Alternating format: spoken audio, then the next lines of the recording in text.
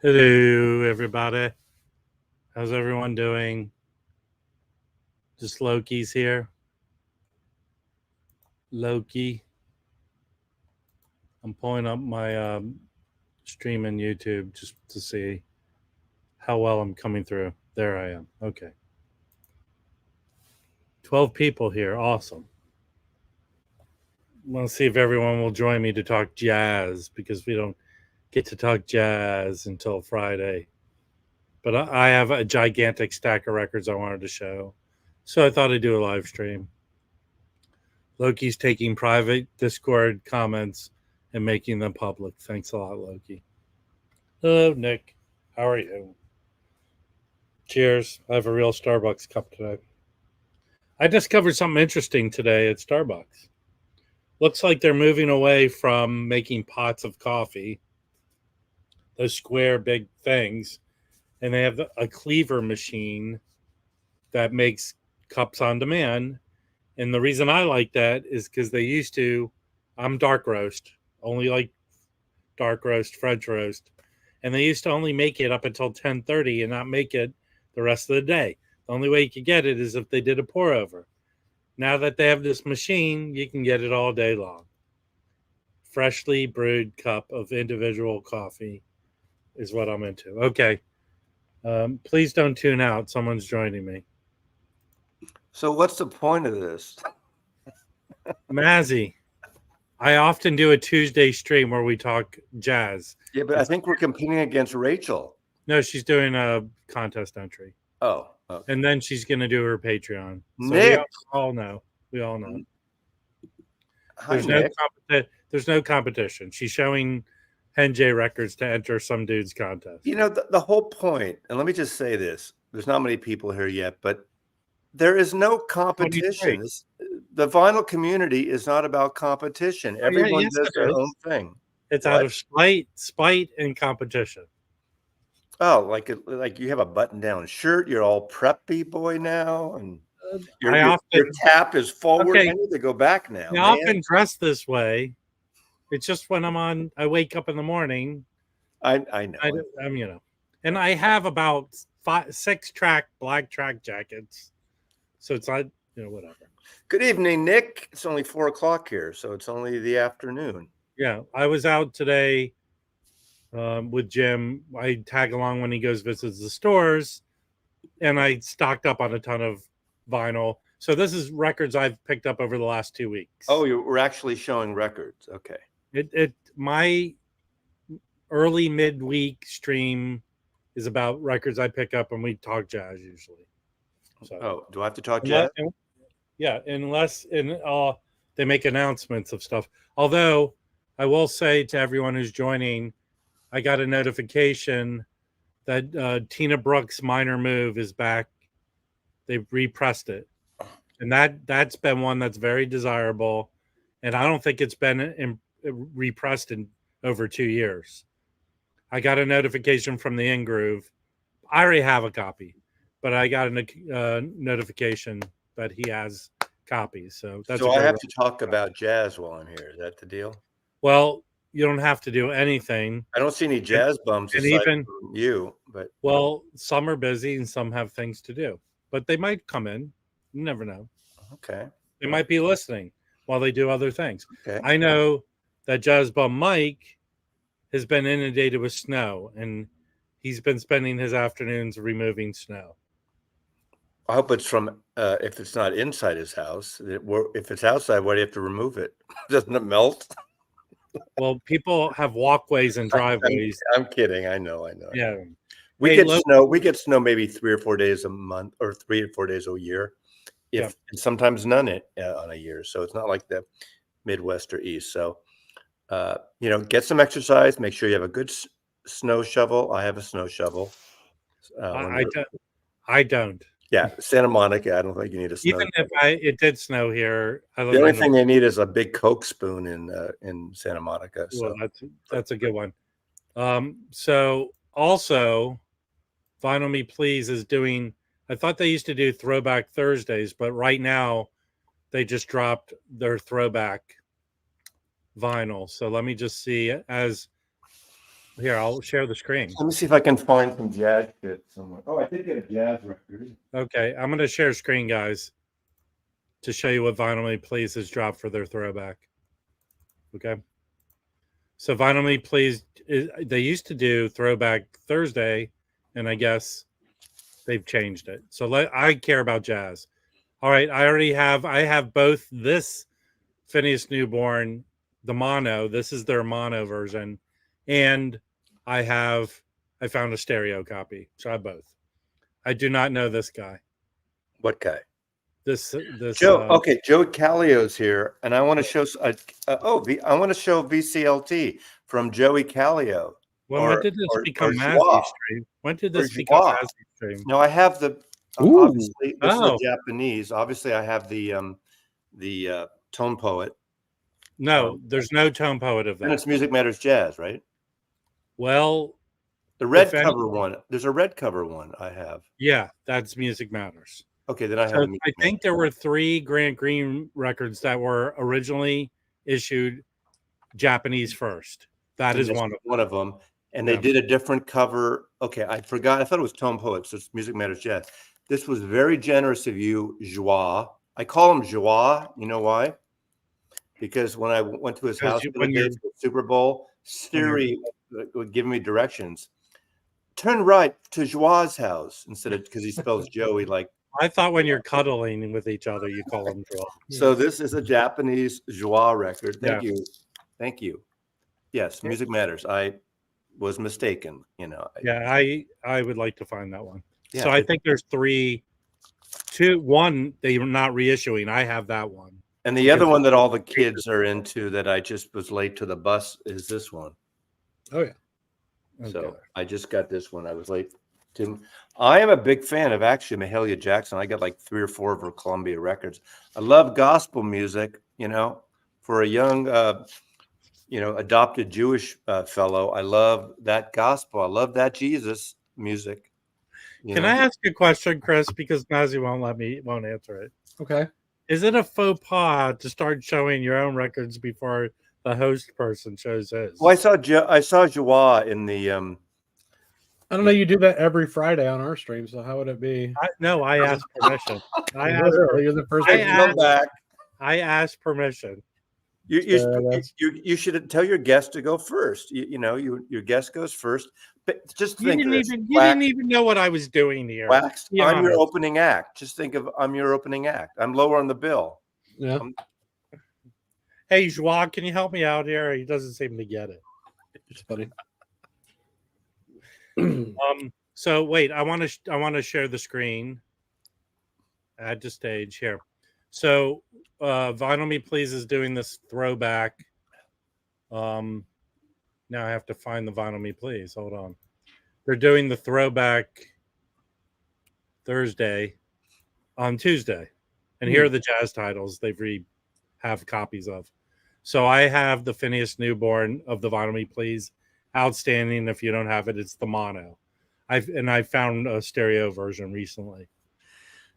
So all you guys are just really into like shilling for these websites and selling shit. Man, can you keep the jokes to the minimum, please? We're serious. Not a joke. I'm asking you. All right, and I don't know this one. No drama. Can you zoom in so we can see it? Make it bigger? Yeah. Okay. Hold on. I have like 500 tabs open. That's pretty funny, man. What's so funny? Mazzy's 2 main hobbies: talking and waiting to talk. Yeah. As Rob would say, I got something for you, right? Is that big enough, Chris? Is this big enough? Yeah. Okay. So do you have the Phineas? Oh yeah. Chris? Yeah, it's good. Yeah. I don't know this one, Cosmic Sounds. Does anyone know this? No. Looks neat. Yeah, let's click on this. This is a Nigerian boogie record. It's got vocals on it. Yes. And I don't know. When was it originally Vinyl Me Pleased? No idea. Don't they usually say up here? That must have been an older one. Here, show more. Yeah. Okay. I don't know. This seems like I haven't seen this one, so it must be an older record they found copies of. Okay. Next one is I have an OG. This is a Timeless record, original Timeless that Light in the Attic reissued. That's what this is. So I believe you can go get the non-colored vinyl of this much cheaper, and it's taking forever to load. Yes, they are the throwback whatever Tuesday, I guess now. Yeah, so I most of these here. Let me go back because it doesn't want to load. I don't know. It's maybe it's not available anymore because people grabbed it. So this one's originally came out on Timeless. That's the copy I have, and you could go get the black vinyl version from Light in the Attic. This is an excellent record, and you can get the black vinyl version cheaper than that. Yeah, that's a free jazz, but it's kind of lighty free jazz. It's kind of lighty or whitey? Lighty. It's not like hardcore. It's from the 60s. Got it. And then I think, Chris, do you have the Jazz Dispensary version of this? yeah. Don't buy that. That's a ripoff Yeah. for $53. Yeah. Well, if you're a member, it's cheaper than that, but yeah. I mean, if you really like the blue vinyl, sure, but you can probably get that. I mean, I'm gonna look it up. I bet you can get it for $20. Yeah. All right. So that's what they threw back for Thursday. So I could start showing some records that I picked up all over the place. So I bought a bunch of records from a Swiss record store.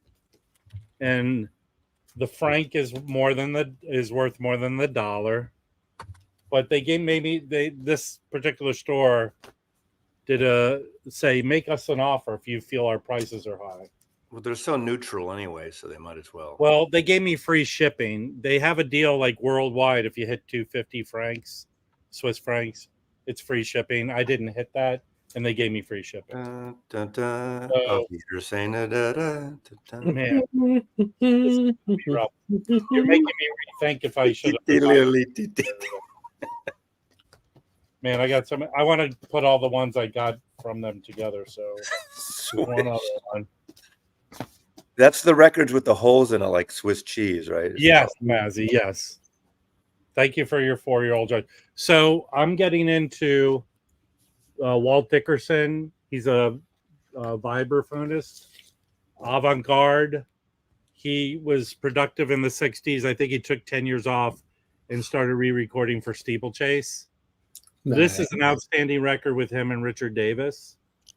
And this is I believe this one is in print. But it's back ordered a lot of places. But this is an OG Steeplechase. So this is an outstanding record. Where was it? Holland? From Holland or what? Yeah, this is an OG Steeplechase from Holland. Denmark. Holland. Denmark. So but I believe their reissue ones are worldwide, I guess. So you could try and order this. It should come back into print soon. I know on Amazon you can order it, but there's a wait. So outstanding record. His records are expensive. There's one, a Steeplechase with him and Sun Ra. That's a very expensive record. You might switch your internet to the other one because you're like freezing up constantly. I am. All right, I'm gonna call. I haven't called. I've been busy. Here, give me a second.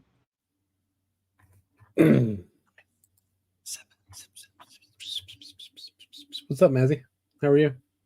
Good. I had a nice lunch at Babar. I met there's a friend of mine who moved here with her family like a year and a half ago from San Francisco, and we went to have Vietnamese street food. Anyway, Oh, good. it's great. Yeah. Okay, so did you hear like this one in print? There's waiting to pre-press it, but excellent record. You should try and pick this up and order it. So it's a reissue? This is an original. Oh, okay. But it is technically still in print, pressed in print. Should be available. I highly recommend it. He plays vibes. He's playing bass. It's good. So it's just the two of them? Just the two of them. Okay. Just the two of us. This one is a hard to get Enja record. This is an original Cedar McBee Sextet Compassion. Cecil McBee, and it's with Chico Freeman. This is a live show from the Sweet Basil in 1977. The other performers are Joe Gardner on trumpet, Dennis Moorman on piano, and Steve McNeil on drums, and Fenamantu Don Moyle. Moyle? Moyle. What's he doing? Moyle? You know what a moil is? This is very good. I'll keep saying everything's good. I enjoyed this. Is it crazy? It's crazy good. Nice. Wow. And it's Enja. It's digital. I like the cover. I like well, Enja. I think Rachel's been showing us Enja for years now. I love that stuff. You're giving me angina, so what's the difference? You mean Enja's not Henje? Are they different? Two different people? Enja is a German record. I know label. what it is. I know what it is. Okay. All right. This is the main reason I went to that store, is to pick up this Rufus.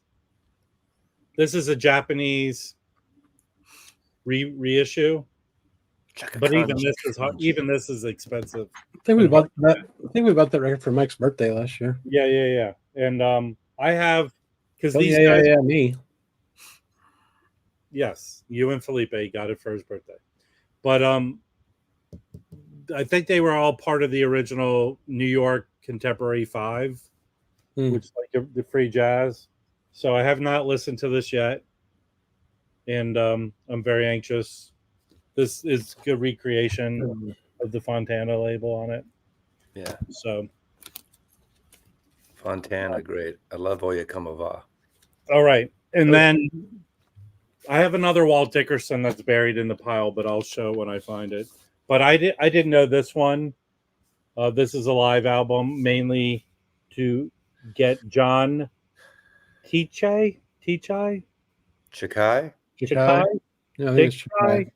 It's Chikai. Maybe it's pronounced Sade. Well, he's a Dutch saxophonist. Oh, then it's probably nothing like any of those. There he is right there. But he was in the Rufus. And I've not listened to this, but this is Is this after Chaka Khan left?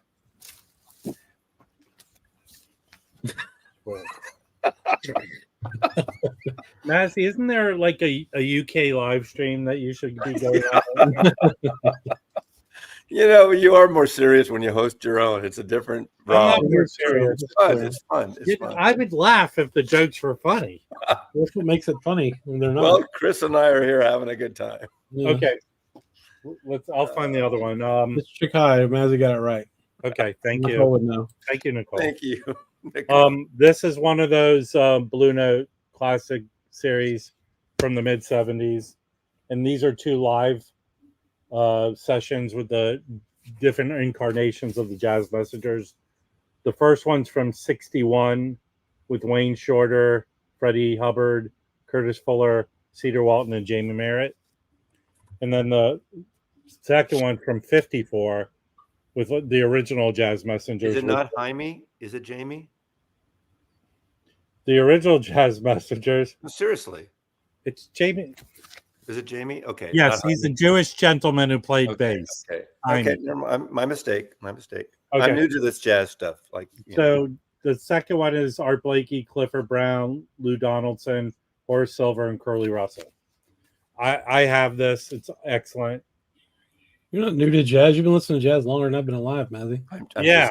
You're all. He just said I you're tell old. you, seriously, all you guys. I mean, you guys know more the deep stuff about the label stuff than I ever did, because you guys have been like it's kind of like you guys went to online college like during the pandemic and you learned it all. And I've been 50 years going to regular school, out in the fields. I, had to work in the coal mines of West Virginia and all those places, learn about jazz. Yeah, there's not much jazz there. My mama was born in Wheeling, West Virginia. Do you know this one, Mazzy? I do not. You got that from Sweden? No. The Swedish one's ended. Oh, okay. These are all pickups from all over the place, but Okay. I do have one other one from Sweden. It's just buried in this pile. Yeah, I was Dizzy Gillespie's dealer. Switzerland. Actually. It's Switzerland, not Sweden. All right, this is an alternative cover from of the Herbie Hancock Dimensions and Is whatever. that a lima bean? Dimensions and A lima Dimensions? bean? Yeah. So they reissued this in the mid 70s Willy and called Bobo? it Succotash and gave Willie Bobo Co. But this is not a Blue Note reissue. This is a PA USA reissue. Well, that's weird. Yeah. That's not much to eat. That looks like when California cuisine started back in the 70s. That you got like for $16, that was on your plate.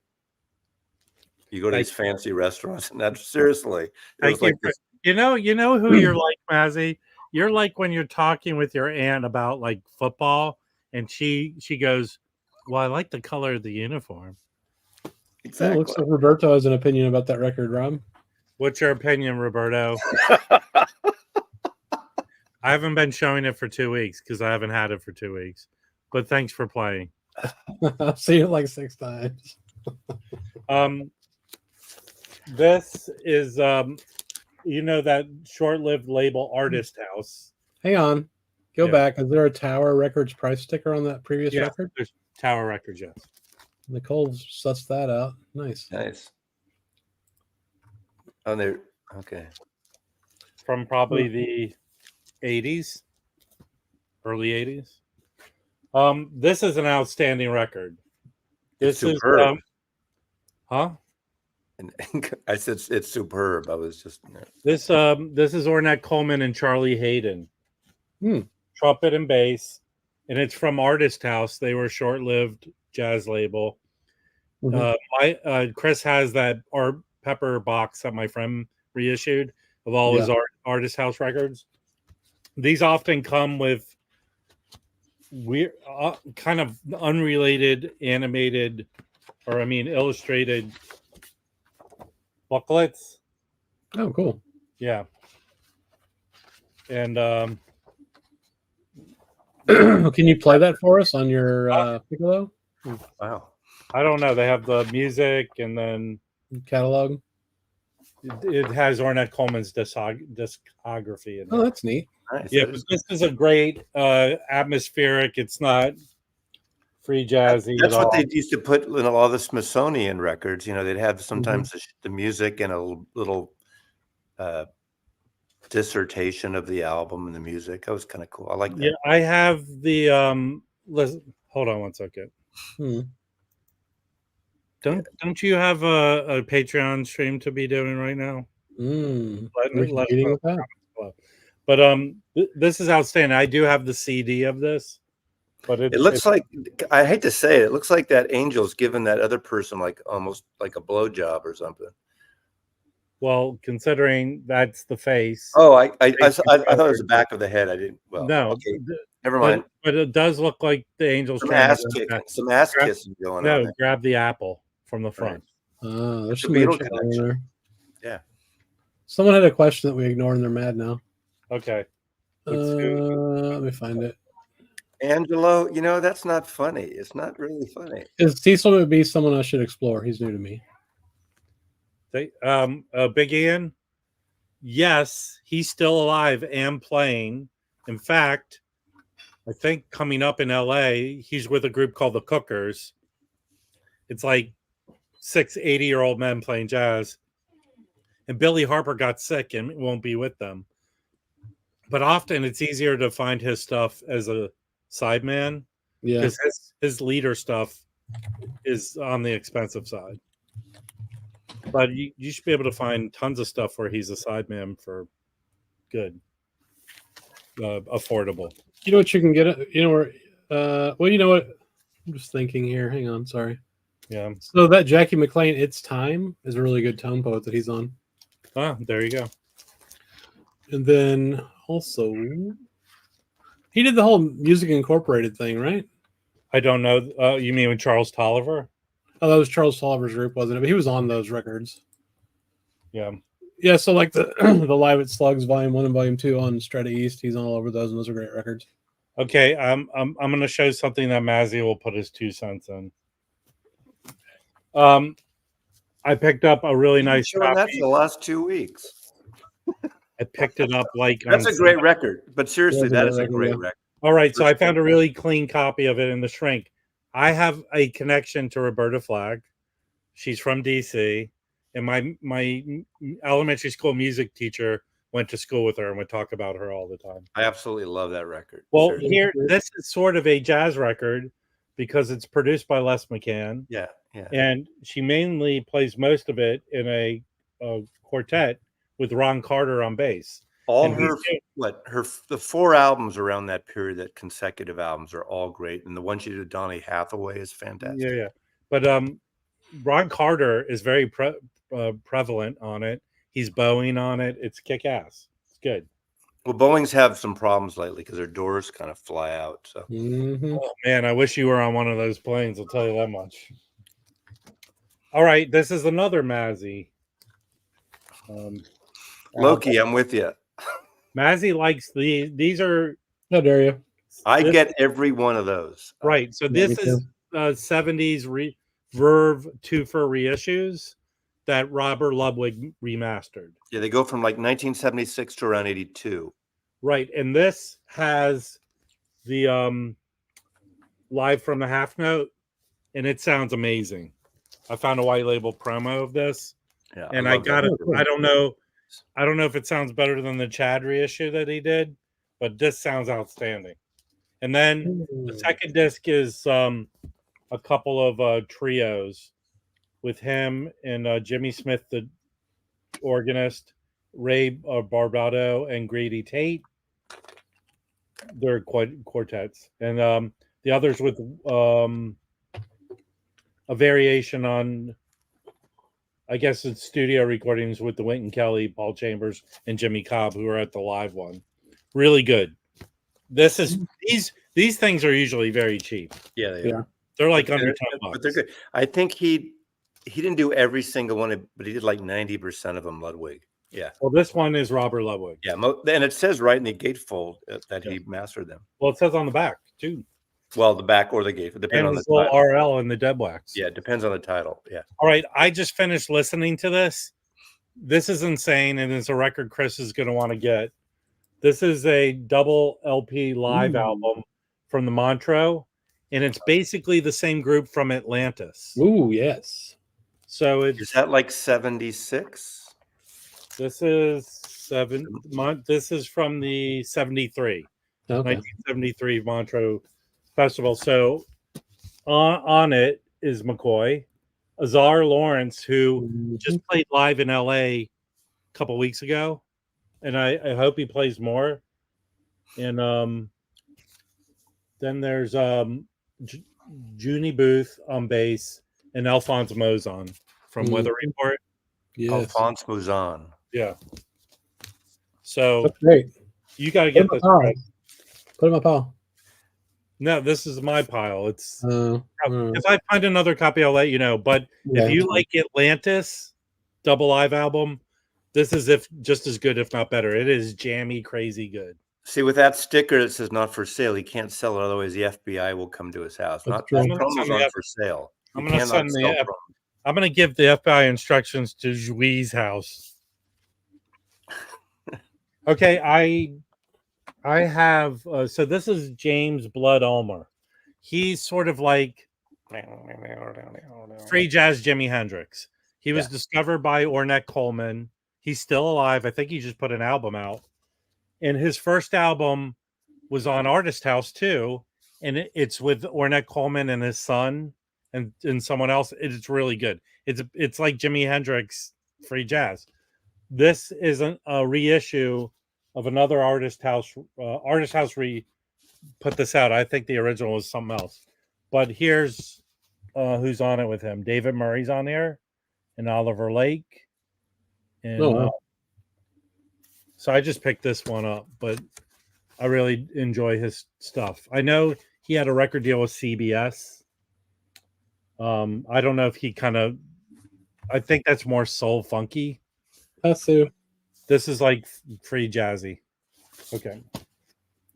We'll move on. You know what? I did get this yesterday from Vinyl Me Please. Everyone's raving about it. The Gary Bartz. Yes. Mine has a scuff on it. Did you listen to it? Yeah, it's excellent. But there's an Did audible. you hear the stuff? Huh? You can hear the scuff. Yeah. No. So they're sending me another copy of it. But excellent. You should get it while you still can. I'm sure this will be gone. Well, you can send that to Chris because you're going to get an unscuffed version. Chris already have it. has. I already have it. Oh, And yeah. why should Chris have shitty records? Come on, Maz. You know, it's about I the have lots music. of shitty records. It's about the music, stupid. Better than that. You got a skip or two. That's live. No, I it's mean, not. if it's new, you should return it. I Yes. get it. Yeah, if you buy a new record, it shouldn't be like that. But Skips drive me insane. I don't mind noise, but skips freak me out. yeah, I get it. Are you still showing records? Okay. I have like 50 records. Calm down. All right. Well, Why are we- Neil Richard Abrams, who I think he was the original piano player for that MJT +3. Oh, really? Or he's one of their, like Harold Mayburn was with them, but I forget what his original name is. This is a solo from '78 Montreux album. Just him playing, jamming out. Each side is one song, or two songs on one side, and then D song. What's that about? Sounds provocative. it's a song about Mazzy. You can guess what the D means. Right. So here's. I've shown this before, but this is I think he might be on this one. Yeah. So he's here playing piano. hey, Chris, will you text me when he's finished? Well, if I had your number, but I Say, don't. You don't have my number. You can have my number, No. but I'm not going to give it out here. Well, no. I wouldn't Mike has- recommend that. I have Mazzy's number. It's 555. Yeah. But Jazz Bum Mike has it. So he was the original piano player. He's also the founder of the AACM. Yeah. So I got this. I got one of his records. What the hell is it? Oh. I showed this last week. This is great too. You should get this, Rob, if you don't have it already. It's Blues Brothers. I don't have that one, but I have a couple of his records. It's weird. Mike has one, but the album is oriented this way. It's very strange. So Same label or a different, same issue? I mean, no, I mean, well, this is Soul Note. same label and year and everything. It's on Soul Note. Yeah, Yeah. same level and year. They're both OGs, It's but like the that other Art one has- Garfunkel record where there's like 6 different covers of If I'm Yes, Breakfast so. It's weird. Anyway, that's it. or Led Zeppelin, whatever it's called. Okay. Led Well, you have. All right. So here's another Walt Dickerson and Richard Davis record, Tenderness. It's an original steeplechase. This is excellent, but again, I don't think this is in print. Most of his stuff is not. Are those records expensive or? The hard to one find? with him and Sun Ra is like 150, if not more, record. What about these ones you have? This one I found. I was just like searching. I found a record store somewhere selling it, but this one goes for. His stuff mostly. The red cover one with Richard Davis is the only one that seems to be in print. Most of the other ones are not and are north of $40-$50. Okay. But yeah, unless I guess you're in Europe where you can get them more easy than the US. Okay, let's move over here. This I picked up today. Miles Davis, Big Fun. Ooh. This is a comp of stuff from 69 to 72. That's a good record. That's in the electric box too. Yeah. Yes. So this is came out as a 360. I bought a clean copy of that from Billy's Record Salon in Brooklyn, New York. So how does it compare to the box? I think the box is really good. They're pretty close actually. Because I had a copy of my own, an old copy that I got used at some point, and it was really noisy, so I needed a new copy. So, All right, I'm going to show some non-jazz ones. I had a pedicure and a manicure at Billy's Salon. I bought that record. Did you have your tips frosted, Mazzy? No. I picked up this Monk twofer. Billy remembers. Oh, I can't. Do you remember every record you sold, Billy? Billy, don't be a hero. Billy, do you do a thing where you take obtuse customers in the back and just slap them around? You catch my drift, or am I being obtuse? There's a question. There's a question in the. Okay. Any other big names on Steeplechase? Oh, Yes, tons. In fact, tons of real big names. when all the Americans went to Europe and stayed there in the 70s, they recorded. I think probably the biggest recorder for Steeplechase was Duke Jordan. I'm guessing he has. Him or I mean Dexter too put out a shit ton of records. Dexter put out a shit ton. Jackie McLean has a bunch. I also think Kenny Drew is a big recorder for Steeplechase. Cedar Walton. I mean, all kinds of people. I mean, the thing was, he started the label. I'm just reading about it, but what's the guy's name?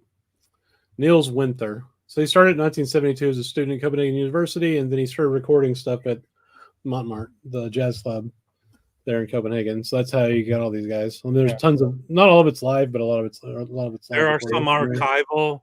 There's like a Kenny Dorham live. There's a bunch of like old archival kind of recordings. And the cool thing about Steeplechase is they put a little disclaimer on those records that they're not the best sounding recordings. But they're you go discover them because they're really well recorded and they're pressed excellently. So a lot of them were reissued here on the Inner City label. Yeah, there were a lot of Inner City ones. They're not really reissued, just released at the same time. So the Steeplechases will either be from Europe or here, or you can find the Inner City versions a lot of the time. I picked this. This is sort of a blind buy from today.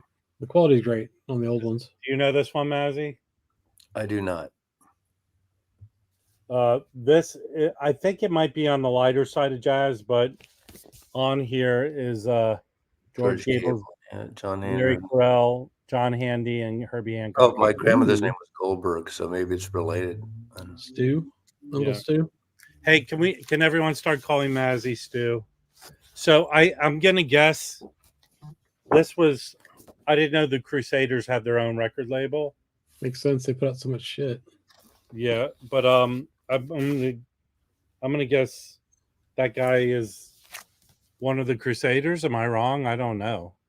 I don't know who that is. El Subramanian, huh? Yes. So I'll listen to this and let people know. It's hard to find a clean ass copy of this, but I found it today. I found this very clean copy. Oh, nice. Right. Do you already have that? I had it, but it was scratched up. Yeah, I haven't found a clean copy yet. This is a very minty copy. It looks like it was never played. I need to get a copy of that. I'll send you the one I have, the other one. I don't want a shitty copy. I want a good copy. Well, this is a good copy. But it's hard to find it. It was a popular album. It's usually all crappy. This is not. This is all. Here's on here with them. Les McCann, Eddie Harris, Benny Bailey, Leroy Vinegar, and Donald Dean.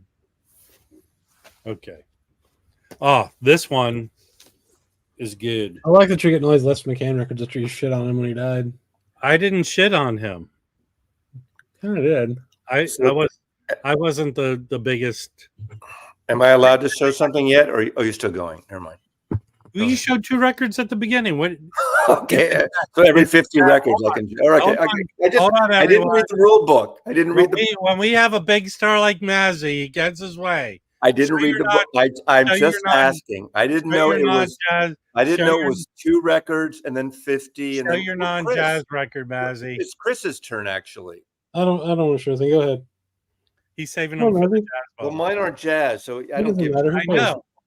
Austin, Texas. Okay, what Austin, Texas? Title of the stream, Mazzy. What Austin, Texas band was sort of a shoegazy, lo-fi, kraut rock, indie lo-fi thing from 2005 to 2015? Yeah, Willie Nelson. Old 97? Willie Nelson. Old 97? Can Chris talk? I'm sorry. I don't know. I don't know who it is. Who is it? Numero Group just put out this box set, the American Analog set, New Drifters. Oh, It's got 5 albums. I haven't listened to this version yet. I haven't heard this band in forever. So, and I don't have any on vinyl. Is this a commercial, Mazzy? No, I bought this. I didn't get it free. I bought it.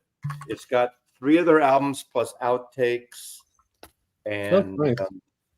a beautiful set. So, American Analog set. Very cool. So what's the name of the band? Is it jazz? No, it's No. I said it's lo-fi indie. They got a little shoegaze influence. They got krautrock influences a little bit. A lot of long, dreamy Or jams. not jazz. Not jazz. Okay, Okay, that's enough. no. I'm finished. No, what's the other one? You have another one. I want to see the other one. What's the other one, Mazzy? That was it. That was it. I showed 2 Oh. earlier. You can Oh. show 50 more again now. All right, showing. Chris. Go ahead, Chris. Everyone needs to buy this. It's not jazz, Marvin.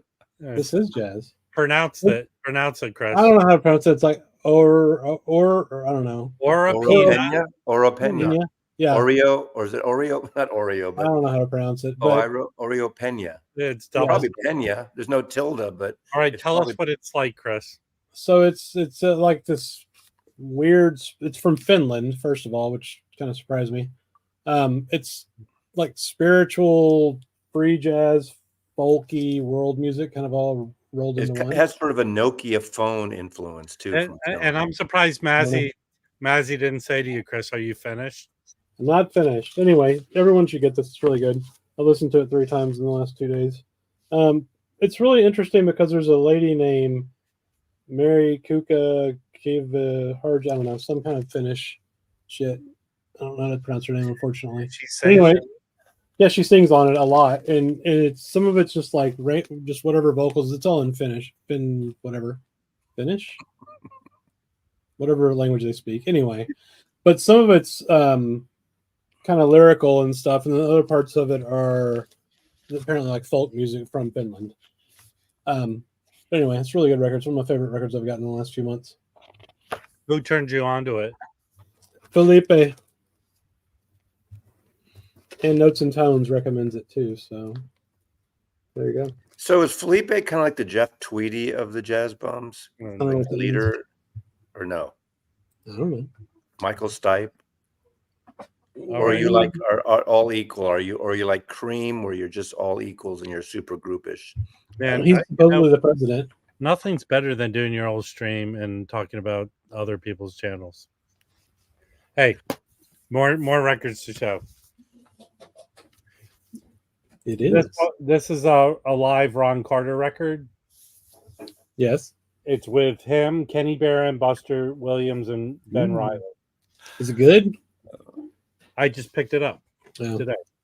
It's on Milestone. It's a double LP live record I recorded. haven't been super blown away by the records he's led that I've heard. For the most part. Yeah, they're not the. This is at Sweet Basil, by the way. They're not the best, but there's one that is really good. I forget which one it is. I have it, but most of his mid '70s led stuff. I used to have that record. That's actually decent. That's like 77, 78, right? 77. You were correct. I used to have that record. I got a promo of that record when it came out. I don't have So any- I have the record store day reissue of this. I think Chris has this, but I found an OG copy Oh, cool. of That's Larry neat. Crow. This is So a you know good it's record. weird. We should talk about that Piccolo album came out the same year as Marquee Moon. I wonder what his intent was. I know what my intent is. So this is a white label promo, All right. Wow. and this Jeffrey one. Belmont. Listen to this, Rob. Jeffrey Belmont says VMP's having a sale, so he got that free jazz record for $21. That's pretty good. What sale are they having? We just looked at it. It wasn't $21. Maybe you have to click on through. I got mine for $7. You could still get the regular version of that for around 20 something bucks. I have a mono version of this. Fair. This is the stereo of this is an X. Every Chico Hamilton Impulse record is outstanding. I You like should his get it. records. Yeah, I agree. And this particular one has, Don't you think though all those Impulse records smell funny? They all smell moldy. well, Every all old records smell Impulse, like moldy. if I get a 60s or early 70s Impulse, they all smell kind of So- musty. They smell like their owners when they died. So this one has a great. Exactly. He usually has great lineups on the Impulse. This is Charles Lloyd. Oh, I don't know George Bohannon's trombone. I don't know him. Yeah, But exactly, Professor. Gabar Sasbo and Al Stinson. I think all those gatefolds holds that must in or something because they're all fucking musty smelling. smells good though. Smells like old records. Maybe you think so, but I don't know. It's a kick-ass maybe, record. maybe in Texas it smells good, but not in Seattle. Ooh, right, 40% off sale code. I have another Ron Carter record, New York Slick.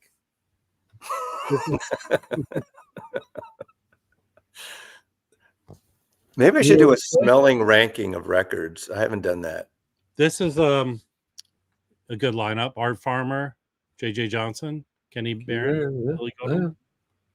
Cool. Interesting. I don't want to steal anyone's concept. So has anyone else in the vinyl community done a smelling like?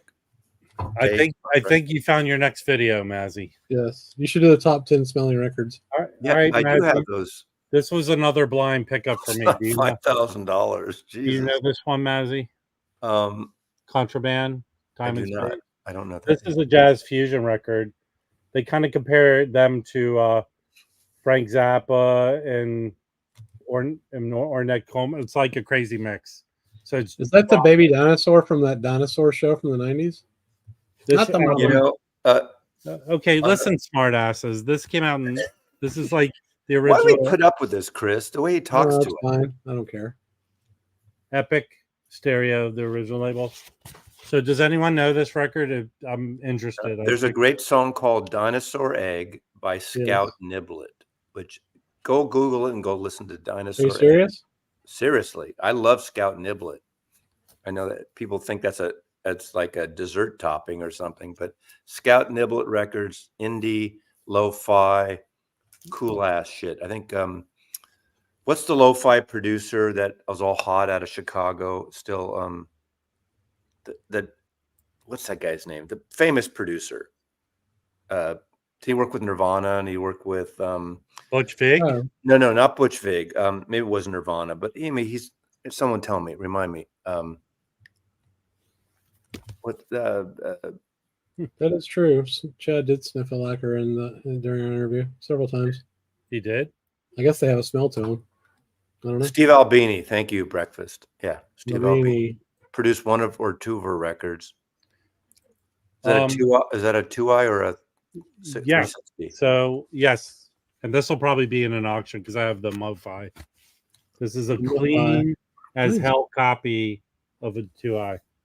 I will listen to it. This I just picked that up. Ian wants me off this stream because I don't No, anywhere. You know where Miles got the title name idea for that record? Where? From Serious Love. Lucy and this guy with diamonds. And that's Oh, serious. Okay. All right, this is an interesting one, and I was told the history of this record. So this is a 70s United Artists Blue Note reissue 10-inch. That was a 10. Yeah. Okay. It's Kenny Drew with Art Blakey and Curly Russell. So here's the interesting thing about this, Mazzy. This was issued, I think, in 74 by United Artists. It was pressed in the U.S., shipped to Japan, where they put on this sticker, and then this company imported it back into the U.S. for sale. Weird. Yes, that's why a lot of Europeans get all pissy when, and rightly so, when they try to order a record and it's all this expensive shipping. It's like it's pressed in Germany or pressed in Europe somewhere, and it comes here and they have to order it from here. I get that. I mean, you should be able to get them within your country now. So this was only issued in 56 and then again in 74. So this is like the second reissue of it.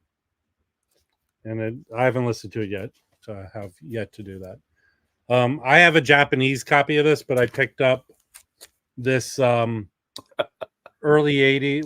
What are you giggling about? Cindy. Sorry. I know who she's aiming this at. I might meet you, Cindy, so I might just walk by your table at the record show. I hope it's not me, Cindy. No, of course it's me. So I have a Japanese pressing of this, but I've recently picked up a bunch of these. It worked. I muted Rob. No. Sorry. I picked up these early 80s Blue Notes, and these, from what I understand, are analog, and they sound excellent. I have not listened to this. Ooh. I Yeah, I think wanna hear that. Chris might be the funnest of the jazz bums. That's good because somebody said I had no personality the other day. Oh, you totally do have a personality. Yeah, You know. Yeah, Chris has a personality. He just keeps it. No, locked no, in. not to say I had a good time with Mike. I like Mike. I haven't met Felipe yet. I might meet him maybe in Austin or New York or somewhere. Are Well, you you coming know to what? Austin, Chris? Yes. Well, now that I know Cindy's going to be there, I'm definitely going. Well, she has a table, right, Cindy? I think. Yes. Yes. She said she has a table at the show. Hey, so also, I think a bunch of people might be trying to come to LA for that Headhunters show at the Hollywood Bowl, and individual tickets go on sale in May. I think you could probably still grab box tickets and packages with 4 concerts together, but who wants that? So, all right, this vinyl Piper picked up for me for a record. Deadly Wax in LA was celebrating their 2nd anniversary, and they had a 1974 copy of this. Ooh. Sounds excellent. I'm gonna sell my reissue. I've never heard that record. Oh, it's great. It's half and half spiritual and free jazz, but it's a great album. Excellent. Who's on here with him? A lot of people, a lot of good people. Damn it, dog. What's the matter now? This is a green label 74, but it sounds excellent. Yeah, it's a green label. Oh, did you get the Elemental reissue of that? No, what I did get is Universal Germany has been reissuing a lot of Impulse titles, and they are excellent. They're pressed at optimal, and they're flat. I'm sure they're digital, but they sound excellent. They're just really good copies. I have a copy of Coltrane. You can get some of them. I have Attica Blues, Archie Shepp. You can get some of them on Universal You Discover. This one is not available. I think they sold out of it. I would buy that one from you for a reasonable price. Hey, Joao wants to know if anyone's heard the Jackpot Bill Evans yet. I have not heard good things. From that. I'll put it aside for you, Chris. I want to get that too. I think. But I think you can get these from Europe still. So, Tom, I think you're about 10 minutes past. I think I asked about Steve Albini 10 minutes ago. So go ahead. Refresh your browser. Okay, I have this. I picked this up probably going to auction, but this is an excellent McCoy Tyner record. He's always good with Armando Assante. Yes. Armand Assante. Here's the lineup on this. Killer lineup. Nice. Yes. Matume. I don't. I forgot who that was now. I don't think this is easy to find. So, you found it. Great. Well, I found 2 copies, but I go for records all the freaking time. I picked this up. Of Tugga, I don't know if Tugga's around, but I pick up certain records for Tugga. Tugga really likes Ravi Shankar and Ali Akbar Khan. And this is a very interesting record. It's on MPS of John Handy and Ali Akbar Khan. So it's a good meeting. Yeah, there you are. It's a good meeting of jazz and Indian music. You know, there's a great album. It was a member. What was her name? The woman. I have it for you, Tugga. You don't have to. The John Handy album, live in San Francisco, is a fucking fantastic album. Ricarda turned me on to. I had seen it but never heard it, so I bought a copy. Remember Ricarda? She had great, interesting jazz and out there music. But The John Handy live album, Red Cover and Columbia Records from, I guess, late 60s or something, is a wonderful live record. There's another one I have that's sought after with Bobby Hutcherson. Yeah, that's really good. And then he got really kind of commercial. I mean, he made some money, but that hit he had, Hard Work, in the 70s, kind of boring for me. But at least the guy made some money when people were doing. Right. There's quite a kerfuffle going on from the Verve by Request series. They reissued this album, and people are screaming. Even Fremer, I think, says it sounds horrible. Yeah, but, you're like Brandon, who comes on the Jazz Bums Fridays, picked me up an OG copy of this, and it is excellent. This is such a good record. It's not free jazz. It's a killer record with him, Charlie Hayden, and James Clay and Billy Higgins. This is insanely good, and it's such a shame that the reissue sounds like shit. Well, they fucked that one up. I haven't heard it. I don't know what the other one is. But that John Scofield they did was horrible too. Right. So if you could go find, I'm not selling this.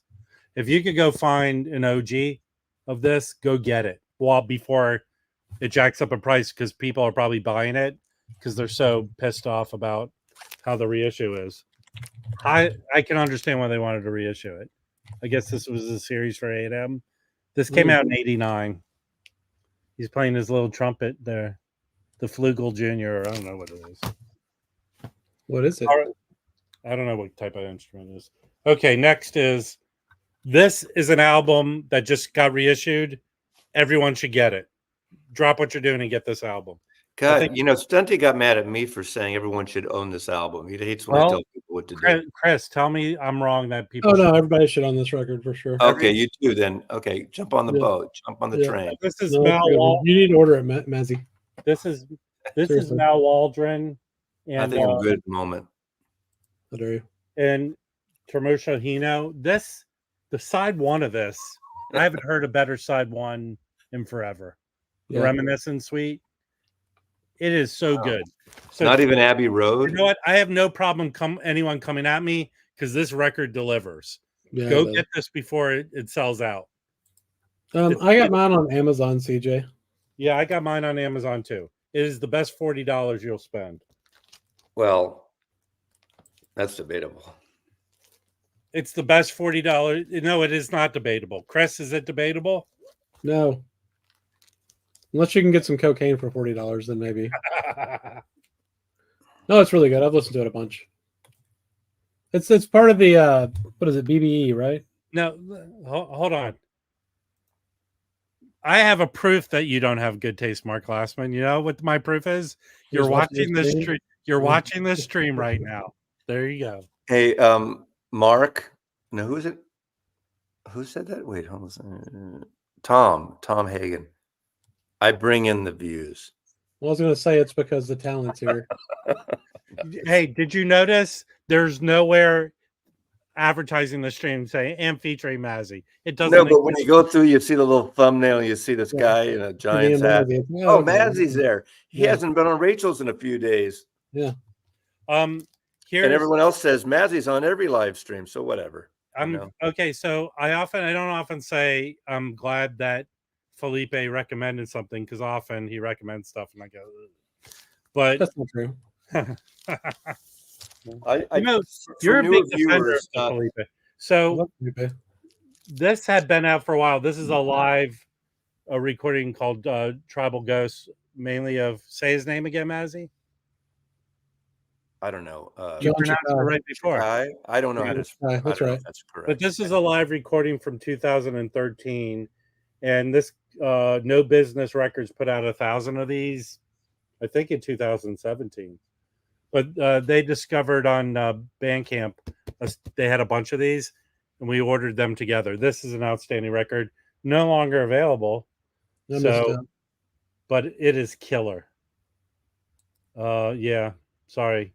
But this is still good. You have the download. Who canceled the orders? What label? They ran out of them. They ran out. They sold out of copies.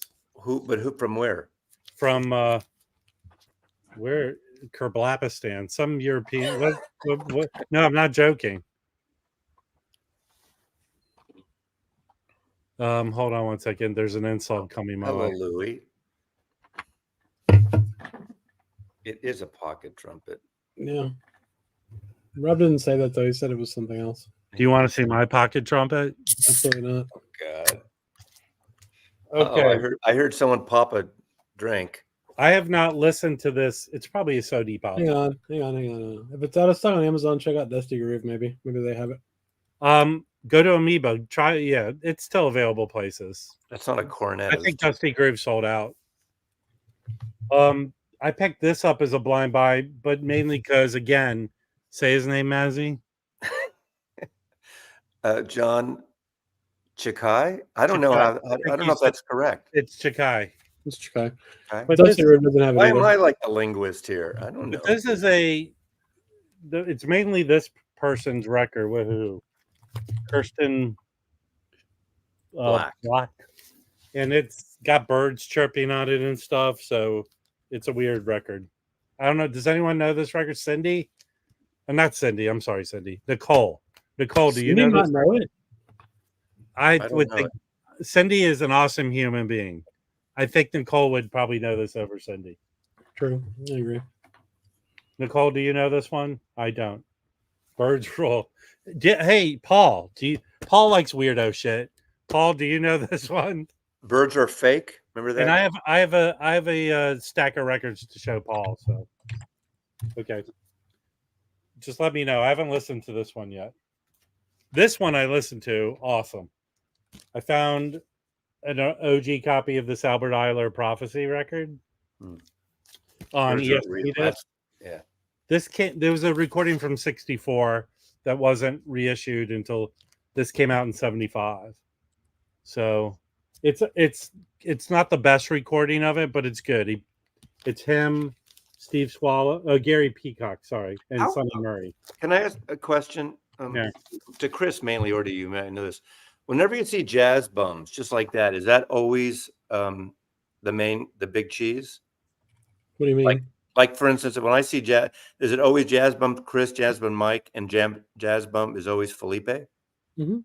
Okay, so that's amazing that he gets the signature name, and you have to like.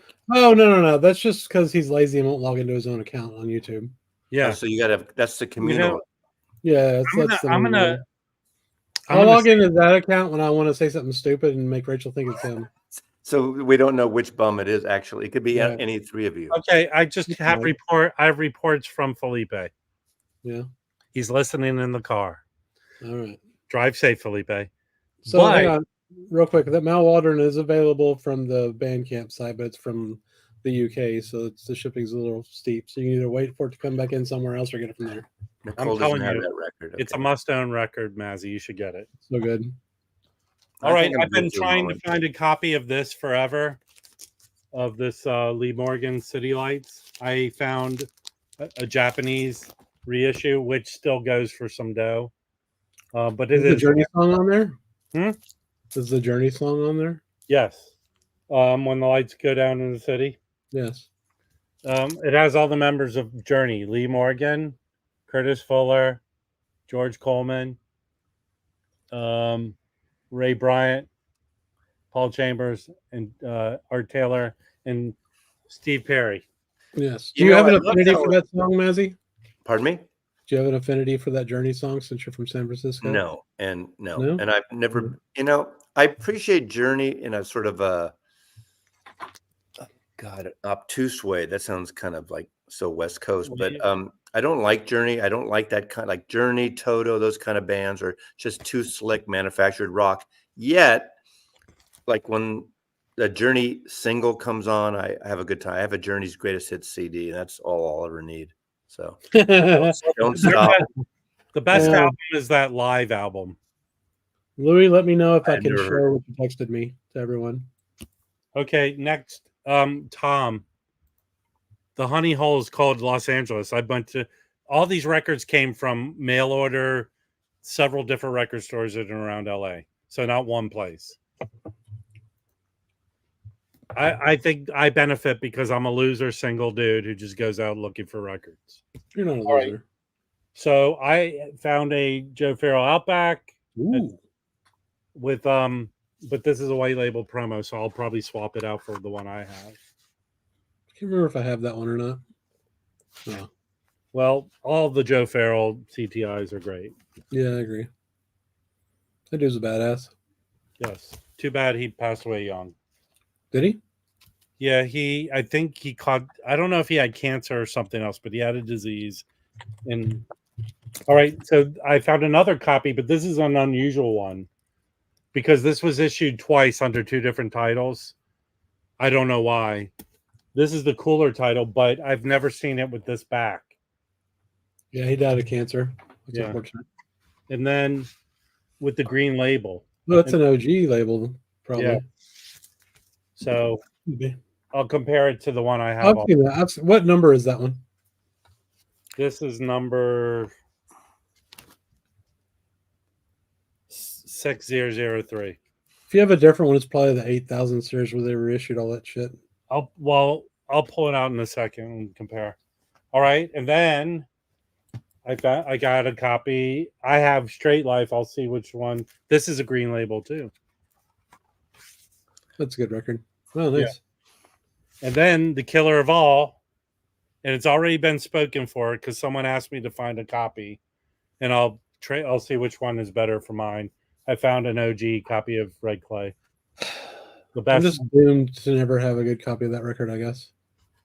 Well, if there's one person who desperately wanted this and asked me to find one, so I found it.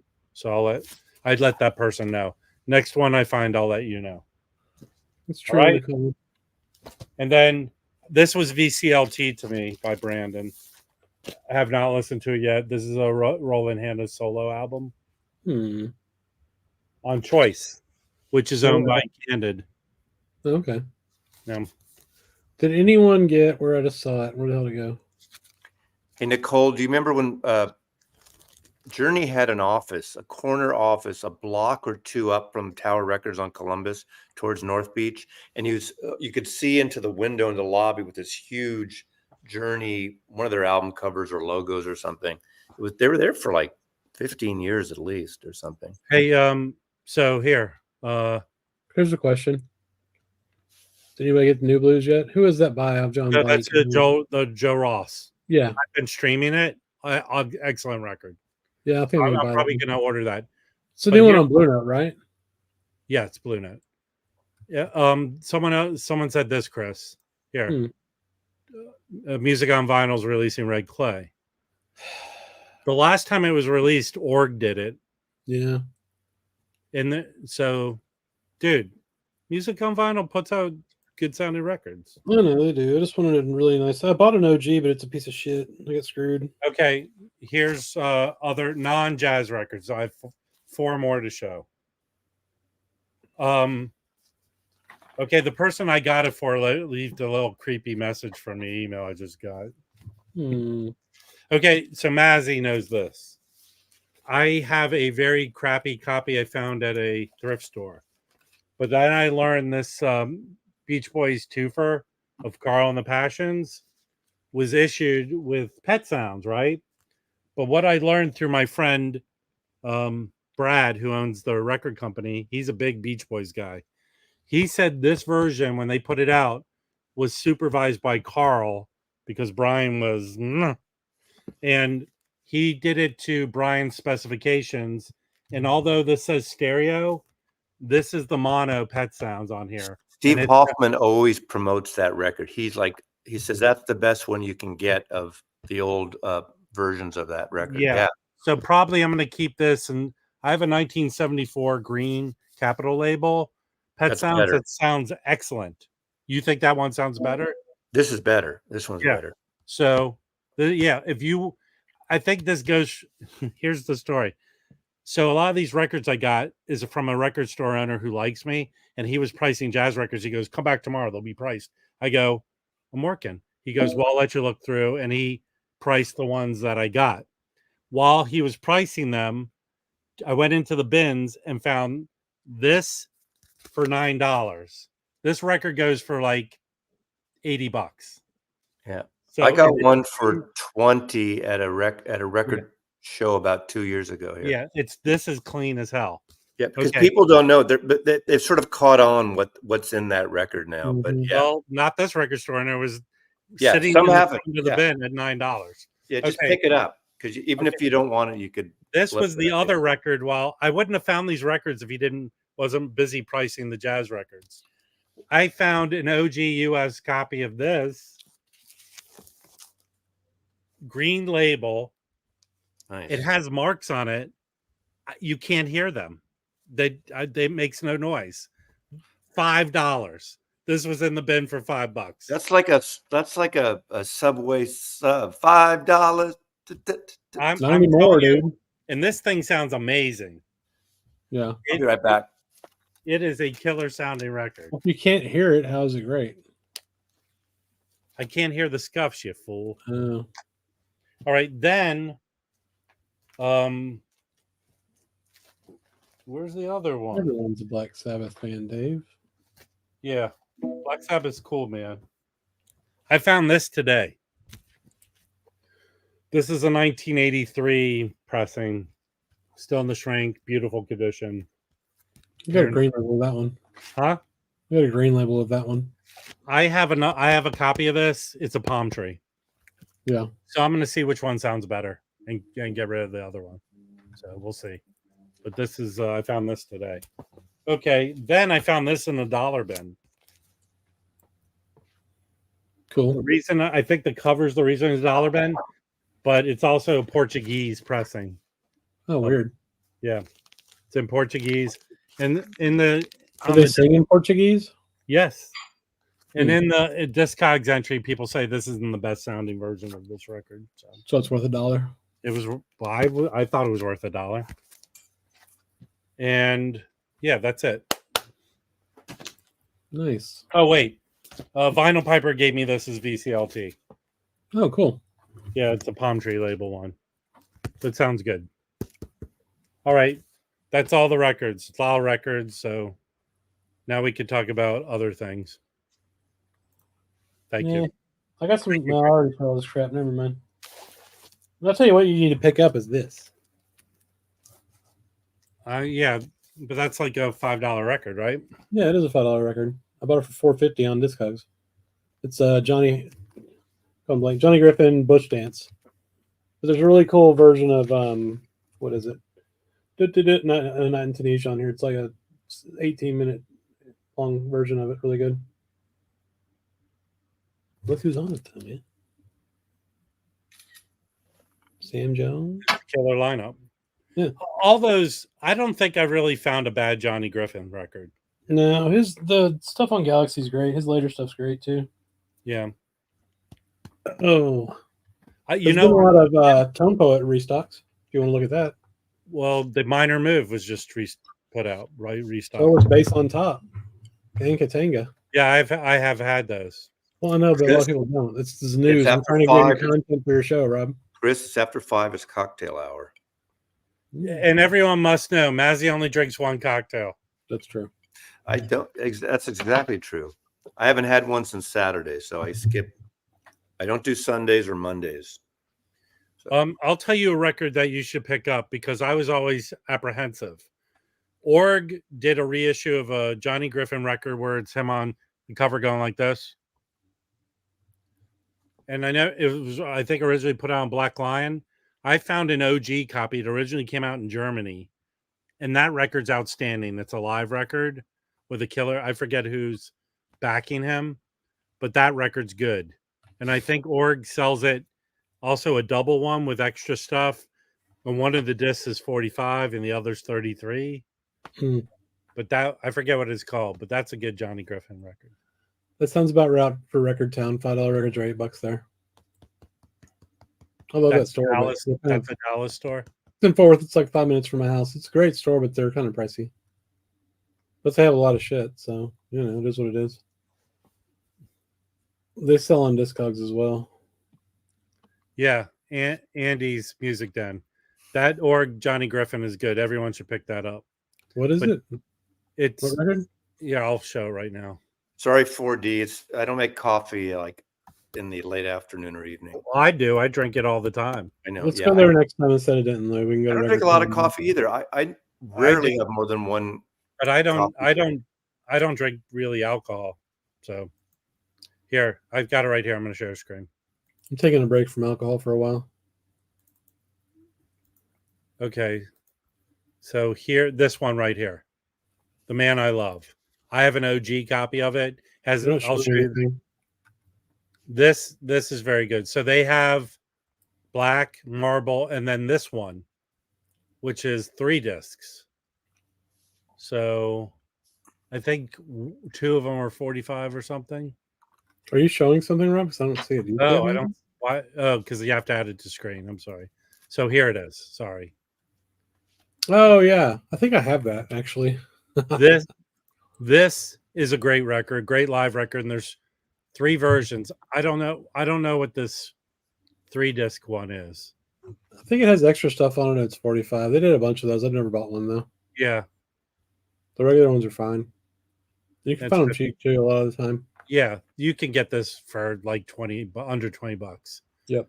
The one I have here, let me see if I can find this. The one I have is I haven't listened to the. I've got 2 of them now. I haven't listened to them in a while, but I liked what I heard for sure. here's the original version. This is the one I found. It Oh, came really? out in the UK Polydor. on Polydor, and it sounds great. Who's on here with him? Hold on, let's go back. I hate it when they don't put who's on there with them. Makes sense. Here it should say, right? Here. Niels Henning, Orsted Peterson, Albert Heath, Kenny Drew. Killer. Yeah. And look here, it's $12. Well, 13 it's bucks. recorded at the Montmartre too. It's recorded in Copenhagen. Yeah. Interesting. Good kick-ass record. Go get it. They put out a bunch of those Black Lion records. All the ones I bought have been pretty good.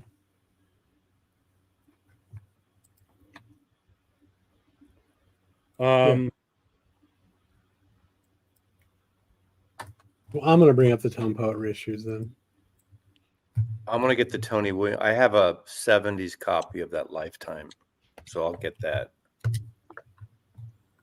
Oh, I saw a Lifetime, one of their records yesterday. I didn't buy it. It was a little scuffy. Yeah. But that Ego one is awesome. Hang on, let me share my screen.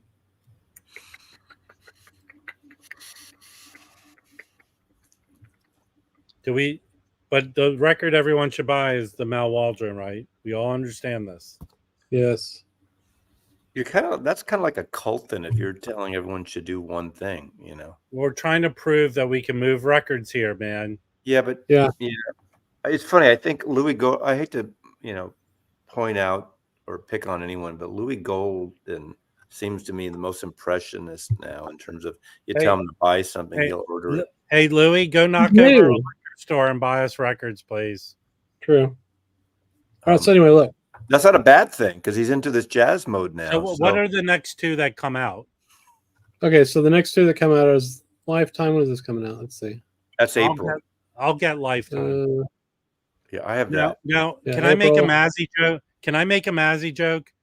On that Lifetime, is there a Woman in Trouble movie starring Kelly Martin? Listen, they're more hairy jokes than Mazzy jokes. True. Hey, So you got listen. that. You got Silver Serenade. Listen, shut up.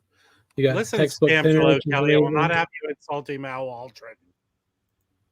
It's fair. But look at this. Bass on top. Everybody needs to get that if you don't have it. Wait, what's the Tenga. one? Oh, never mind. Okay. So these have been out of stock for a long time. So those came back. This one came back. Bobby Hutcherson came back. The big drama in the Tone Poet community on the often forums was that Black Fire. Remember the Warblegate bullshit? I never heard the Warble. I know some people did. I'm not denying it was there, but I never had an issue with that. And people's heads exploded. Listen, People's heads exploded. people should shut up.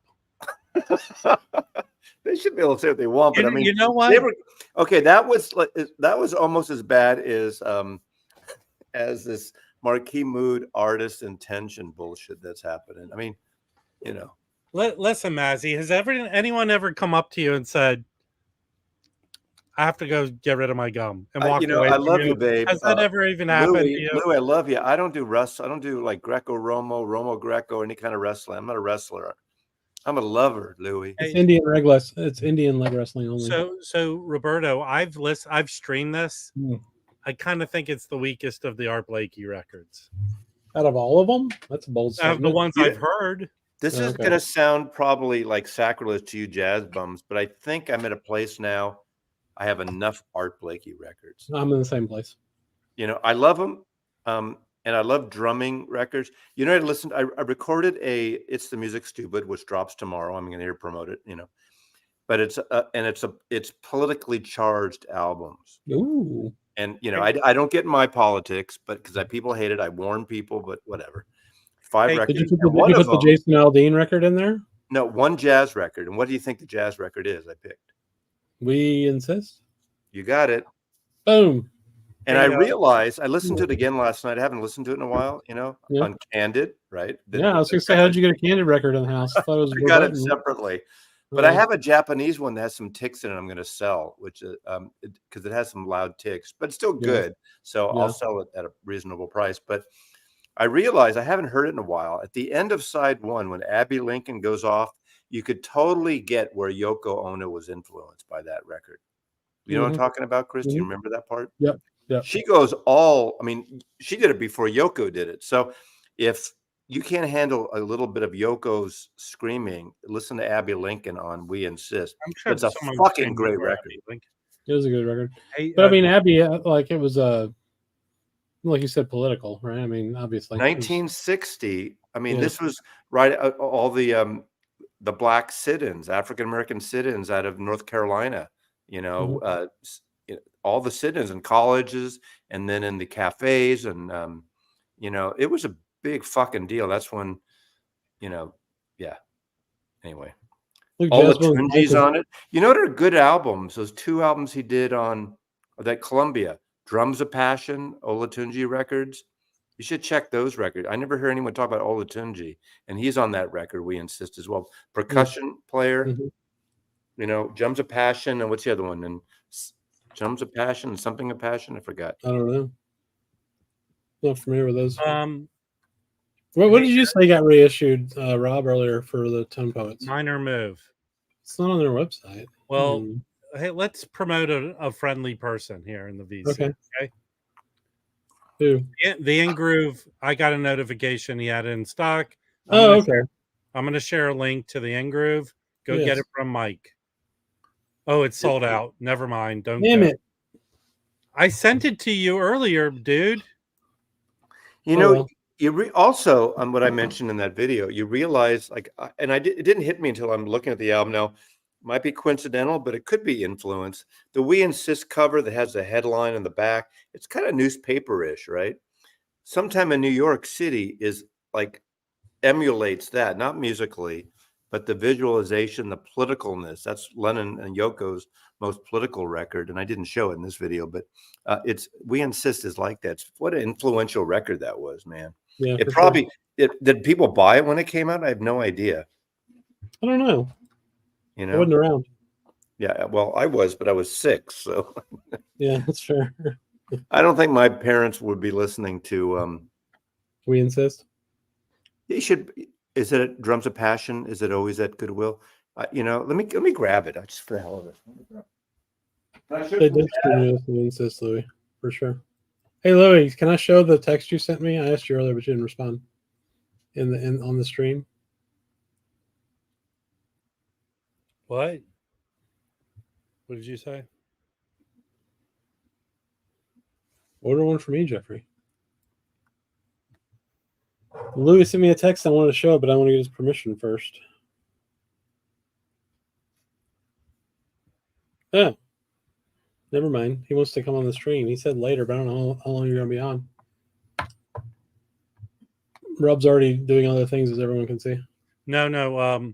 So there's a nice I did guy. check it. I just checked it, Louis. There's a nice guy, Harry Riles, who comes into Rachel's stream and comments, and I've met him in person. He lives in LA. Yeah. So Friday night, I didn't talk about this yet, so this is good to talk about. I got to go see Benny Maupin do Jewel and the Lotus live. I went and it was amazing. Great live show. He's 83, but he was spry and standing up, and he played the flute, he played the bass clarinet and the sax. It was just a killer show. And I don't know how he played with a lot of guys he plays with, but I think it was so last minute to put it together that the two of the people in the band were students from Cal Arts, and he didn't even know their names, but it was a kick-ass show. So that night, I had tickets to go see the Blue Note 85th group in Orange County, and I sold them.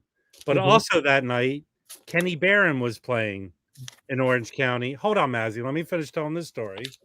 And then, Harry Riles went, and he said Kenny Barron, he's 80 years old, played an hour and 40-minute show, and he said it was great. There's a place in Orange County called Soba University, and I didn't even know this. Harry said that Soba University's auditorium was built by the same people who did Disney Concert Hall here in LA, which is supposed to be a marvel to go see something in. It's so good. Oh yeah, Tugga went to see Soka. I'm sorry, Tugga. Tugga went to go see the 85th. Was disappointing according to a friend. Wow, Harry said it was good. Well, get new friends, Tugga. Tugga, here's what I heard. That place holds 1,000. He said only 300 people showed up to that show. Oh, the Cookers are coming, but Billy Harper is sick, so he won't be part of it. Okay, all I wanted to say is that I have pictures and I recorded video that I posted. That Benny Maupin show, I think I made the right choice. Well, I'm worried about the Headhunters show now because Roberto is insisting it's only going to be a 15-minute thing. I don't know if he's playing. The problem with the audit place I went to, the Abel, they can't go past 10 o'clock. Yeah. Benny was ready to play for longer, and they stopped him. And the show was probably an hour and 40 minutes. But he just kicked it. He was so good. He gave a 15-minute speech at the end. So highly recommend coming to the Headhunters. Come, I'm gonna go. I don't know. I'm worried about it now.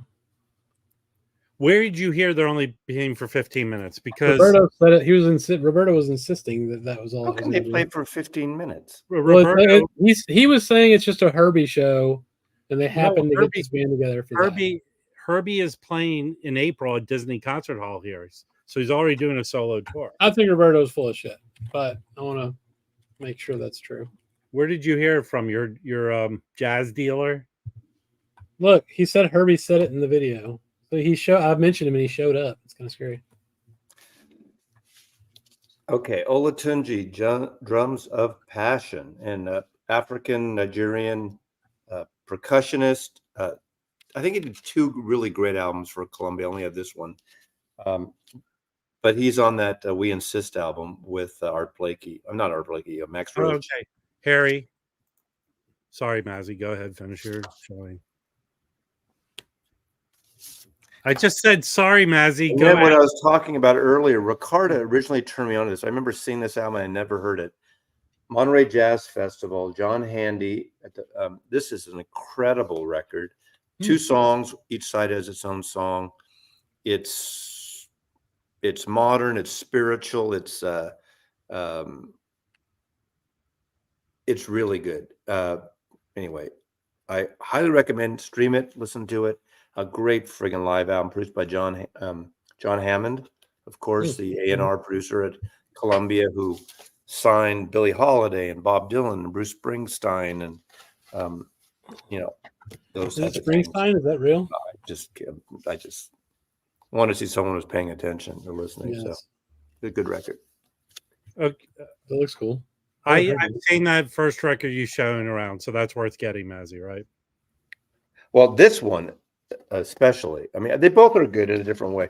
But listen to these records. I mean, we used to play these records in the record store a lot and blast it. It's very percussive. There's African singers, but there's like 3 drummers or 3 percussion players, I guess. Yeah, 3 drummers maybe. Yeah, 4 maybe even. Michael Olatunji, but he goes by Olatunji. I see the Olatunji record around, so I will look. Yeah, I mean, it's not an expensive record. All right. I don't think this is expensive either, but if you see it, grab.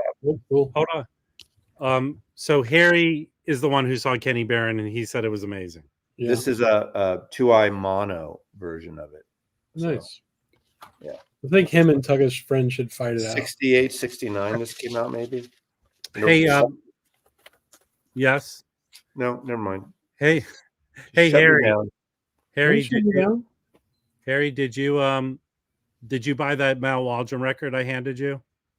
And did you listen to it? Shoot me down in flames if I should tell I'm the one who lie. told him it was the last copy at Amoeba.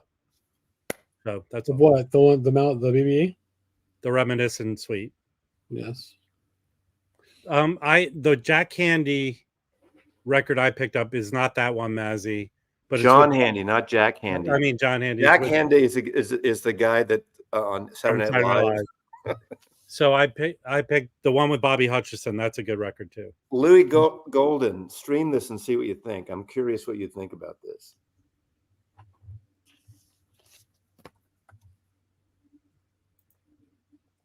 Liner notes by Ralph J. Gleason, the jazz pop critic of the San Francisco Chronicle.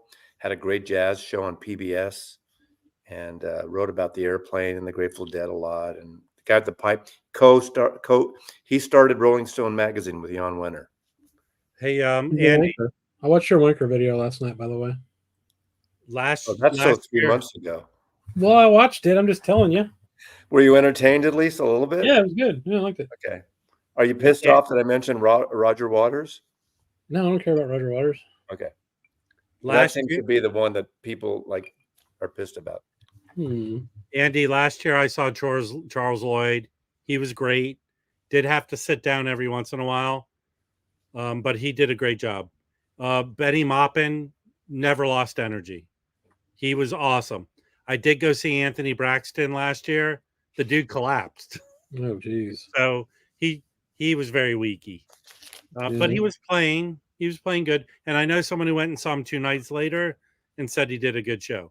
But at 83, Benny Maupin was a force of nature. Maybe someone should do a video of the top 10 musicians who died on stage. Ooh. Can I bring you up on stage with me, Mazzy? Like the guy from the band Morphine. Mojo Nixon, but he died in his sleep. But he was on stage. He wasn't on stage. Well, Dick Shawn, Dick Shawn is not, but yeah, Dick Shawn is a good example. Yeah, I'm sure there are others. I can't think right now. There's a very famous clip on. So Dimebag died on stage. There's a magician. There's a magician doing at a variety show, and the dude just collapses and dies. Yeah. It's kind of. I mean, he was shot, but he still died on stage. Oh, Abe Lincoln. Of course, he was in the audience. Yeah. Aside from that, how did you like to play Mrs. Lincoln? Right. Yeah. That's what I said. We all have our favorites. Did he have Piaf die on stage? I didn't know that. I don't think I knew that. Maybe I saw the movie, but I forgot. I don't even know who that is. You don't know who Edith Piaf is? Vienne Rose? There's that movie with the French actress. She won an Oscar. Yeah. Like 10 years ago. Amazing they got a French actress to play a French singer. Yeah, I have actually, when I went to Europe, one of my trips in France, I bought an Edith Piaf comp there. I figured that's the place. Hey, now, does that make you afraid to play the oboe, Michael? Oh, my God. So let's have a toast, Michael, to Seiji Ozawa. I used to see him. I know he's more famous for the Boston Symphony, but he led the San Francisco Symphony for a little while. And to Seiji Ozawa, R.I.P. Now, Michael, you weren't trying to get the job in 2012, are you? So I saw that Michael is playing on Thursday in Pueblo, Colorado. I thought that's the I didn't think anyone lived there. I thought it's where all the mail comes from when you enter a contest. It always comes from Pueblo, Colorado. Oh, Right? what's up with that?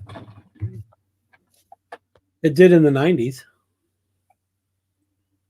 Oh, you're listening to it a little bit? Or you like it already before tonight, or you listened to it tonight, Louis? It's a cool record. It's a yeah, light a candle, burn some incense, and blast that motherfucker. Did I say motherfucker on your stream, Wax? You just did. Hey, Nicole. So there's that Archie Shepp. There's the Archie Shepp Jason Moran record. I think that came out a few years ago. Why are you changing it? Let me finish this point. Okay. So, this was it's a double record. I've been listening to it, and they're live portions of it. Archie Shepp isn't playing like all on out, and he sings a song. Sounded fine to me. So I don't know if you have that record. Is MTT real sick? It's funny. We used to do one of my photographers did a lot of work for the San Francisco Symphony and the opera, and obviously most of the time at the end when Michael Tilson Thomas was there, and every time they'd call us, they go, "We need to do a new shoot with Michael with MTT." MTT. It was all about MTT. Very, very specific. MTT. I wish I had a 3-letter. I know, right? That's cool. MTT. So Michael Tilson Thomas, MTT. Now, what's the Beatle connection? No, is it Michael Tilson Thomas? What's that album with John McLaughlin that George Martin produced? And who conducted? Was it Michael Tilson Thomas conducting that album at Columbia? Michael, if you're watching still, it's from 73 or 4. It's kind of an orchestrated fusion album. You know that album, guys? No. Which album? Okay, I have to get this one now. All right, I'm looking up Warren Marsh. How he died at 60 in 87. There's a documentary about him. I love Warren Marsh. Died of a heart attack on stage at a Los Angeles club, Dante's, in the middle of playing the tune Out of Nowhere. Damn, that's crazy.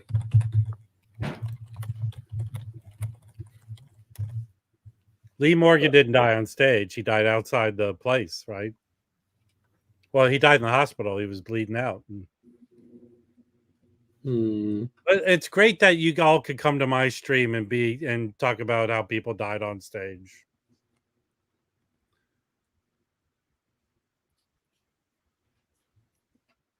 Lee Morgan. Well, I mean, yeah, I guess that's technically correct. I don't know if he's on stage or not, but yeah.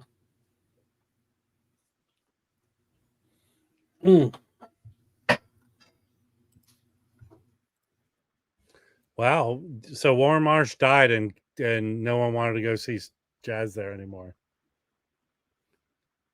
Where? What? What? Have we heard any news about the Lee Morgan box coming out? I don't know. Have any knowledge of a Lee Morgan box coming out? Yeah, they announced it's on the announcement. Like they're putting out that the Blue Note box that came out 1 and 2. This will be the third one. I see. Okay, yeah.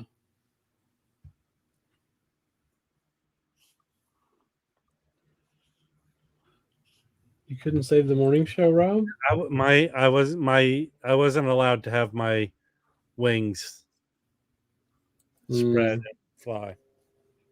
Let me see. Did y'all watch the chat interview? It was fun. I watched most of the chat interview. Good. This album, I don't have it anymore. I thought I did. I need to pick it. It's cheap, I think. It's conducted by Michael Tilson Thomas, and it's produced by George Martin. Apocalypse Mahavishnu Orchestra. Very cool. I haven't seen that. Yeah, I used to have it. That was one of my 95 purges. Thank you. Chris, you're my favorite bum. Thank you. All right, he's making this. So if Mike is wrong about this prediction, can we all slap him in the face when we see him in person? Yes. Hello, Mike. The thing It's that not- was weird though, Well, first of all, Mike, it 100% will not be called Sonic Boom for this reason. It'll be called the Blue Note, whatever, Volume 3. That's what the box will be called, right? Am I wrong about that? yes, that's correct. So you're wrong, Jazz Bum Mike. Go throw yourself into the snow. He's not wrong. He's saying the title is going to be Sonic Boom, not the name Well, of the no, box. it's going to be more than one record, I thought. Well, Wait. I mean, we don't know. I haven't watched your video yet because I can't really watch videos with Chad anymore. So, and even though I respect his records and I buy his records, for some Okay. reason, he never wrote me a thank you note for the T-shirt I Mm. sent him. So, what did he? Is there any new information? Because I do love his releases. I will say that. Yes, there is. So this Direct- is the crazy part I was going to bring up. So we're talking to Chad for we talked to him for I don't know, 30 minutes before we recorded and 30 minutes after. It was long. Chris, you're my favorite bum. Hold on No, I one think Mike second. is. I don't disagree with that sentiment, Mazzy, especially now. I Hmm. think there's a war that will be starting right now between me and Jazz Bum Mike. So, Okay. Well, anyway, let me finish answering the question. So we were talking to him for 30 or 40 minutes, whatever, in the interview. And then Mike's like, hey, I got a couple of questions about a couple of records you've reissued in the past. And one of them was the Chico Freeman on Indian Navigation, some random shit he released 20 years ago. No, actually, he released it 30-something years ago. Yeah, forever ago, right? I have it. It's one of his first reissue ones, right? So Mike brings that up, and Chad's talking about, oh, the funny part was Mike's like, how did you know about that record? And Chad goes, when you were in school, I was listening to records. And he just it was fucking great. Chris, when you were in school, I was listening to those records. That's Well, right. wait. Anyway, So what you're saying is Notes and Tones yelled at Jazz Bum Mike. yes. Chad yelled at Jazz Bum Yes. Mike. I've Yes. yelled at Jazz Bum Mike. Yes. You've yelled at Jazz Bum Mike. Yes. Yes. You know, the Who thing is, hasn't yelled at Jazz he Bum is Mike? he is pretty charming, and I respect the guy. I like his releases and stuff. Yes. Yeah. So anyway, so he asked about that record, and then he talks about it for a minute, and he goes, "Yeah, so I guess I'll give you a piece of news now. We're reissuing it." He goes, "I just talked to Chico Freeman yesterday because apparently the Indian Navigation, whoever the owner was when he passed away, all the tapes went back to the artists, which is Wow. pretty cool." So does Chico has all 6 records that he did for Indian Navigation? I don't know. I mean, I guess so. So how did the conversation about Pretzel Logic go? We didn't talk about Pretzel Logic. I know, don't even care about I'm that just record. giving you shit. But Jeffrey asked about the hard-hitting journalism. Okay, listen. I mean, What? he asked me why there wasn't any hard-hitting journalism. What are we going to do? Attack the guy when he's on our show? Yeah, I'll say this in defense of all people like Jazz Bums and me. We're not there to be 60 Minutes, Mike Wallace, No. and to kind of gotcha these guys. Exactly. You've had like Kevin Gray when he talked about the Rhino stuff. When I wasn't there to get the whole thing. He says what he wants to say. I just want to hear him talk about what he does and what those guys do and what they put out. And sure, people say you're shilling for these companies. They come on our videos to sell product ultimately. Of course. And there's nothing wrong with that. We're not I know, a Jeffrey. journalist like Michael Fremer, although he has people too, but he is more of a journalist, and I admire that about him. But he doesn't do the gotcha, try to, insult someone when you have them on your show. That just isn't done in this kind of situation. No. Yeah. Yeah, that's awesome. That's what they're issuing, so that'll be neat. Nice. That, and then the other one was the Ahmad Jamal live at the Pershing. He's already repressed it. He's just waiting for some paperwork to get signed, and it'll be So up on the site. your conversation with him, was it all exclusively jazz related? No, not necessarily. We really, so when we talk to these people, we don't necessarily care about what they're selling or whatever. I mean, we do, but I'm just saying that's not the point. We talked to him a lot about what he was listening to when he was growing up, and he went through all the different kinds of music they have in Louisiana and all that stuff, and talked about when he first got started with R&B, a lot of blues, a lot of Zydeco, all that sort of stuff. And talked I love about, that. I mean, that whole Zydeco. I love that stuff. Swamp me music. too. Yep. So it was a good interview. I thought it was fun. See, the thing is, I really appreciate his taste in that stuff because I love Zydeco, like Queen Ida, Clifton Chenier, all that kind of, that's why I like our Hooli so much. And one label that did that stuff, not audiophile wise, but almost like field recordings going to the source where they are, or in living rooms and stuff. And I love that shit. If you like that, you should get some of the Fat Possum stuff. I have some Fat Possum stuff. Nothing reissued. They did like some Burnside records that are really good. I'm trying to think the other guy that I can't remember his name off the top of my head. Let me find it. But they're like $20 and they sound good. They recorded them, who's the other guy? I'll find it. Nicole, I think was at that same show with ELP and Mahavishnu, because I saw them at Winterland. And I can't. Junior Kimbrough? They were the same night, but I guess so. Do you know who Junior Kimbrough is, Mazzy? Yeah. So they have a couple records with him that they recorded, I think in the 90s. Yeah. And he had like this juke joint that was an old church. And so they, set up and recorded him there. It's really good. Wow. And you can get a copy on Discogs for $15. Yeah. So the Bluesville series, that's cool. Yes, and we talked about that too. The one came out already, right? With Ben Webster, right? No, Bluesville. No. Soulville. That's called Soulsville. Well, Bluesville was part of ABC Records. Yeah. There was the Prestige series, right? It was because I saw I sold Bluesville when I worked for ABC, because that was there was Impulse and part of that group of ABC records, those blues records, and we had like Jimmy Reed, and in fact, there's a great album. Jimmy Reed it supposedly looks like a live album, and it's not a live album, with his guitar on the cover. That Jimmy Reed record, it says is it a Carnegie Hall or something like that? But it's not live. It's Weird Illusion. I have that record. It's a fabulous record, that Jimmy Reed record. So he talked about the Bluesville stuff quite a bit, and the thing that's funny is he said that. Jack, take care. Bye, Jack. Nice to see you there. He said that they were thinking about calling it OBC for original blues classics. Hey, 4D man, I don't know if you saw that. I saw Jashit Brooks was visiting me last 3 or 4 months ago, and we went to see John Cooper Clarke, and I bought the book at the time with his standing on the front. Is it a different book than that? I saw him 4 months ago. He's outrageous. He played the Triple Door. I'm going to go see Joey Callio's band Dada there.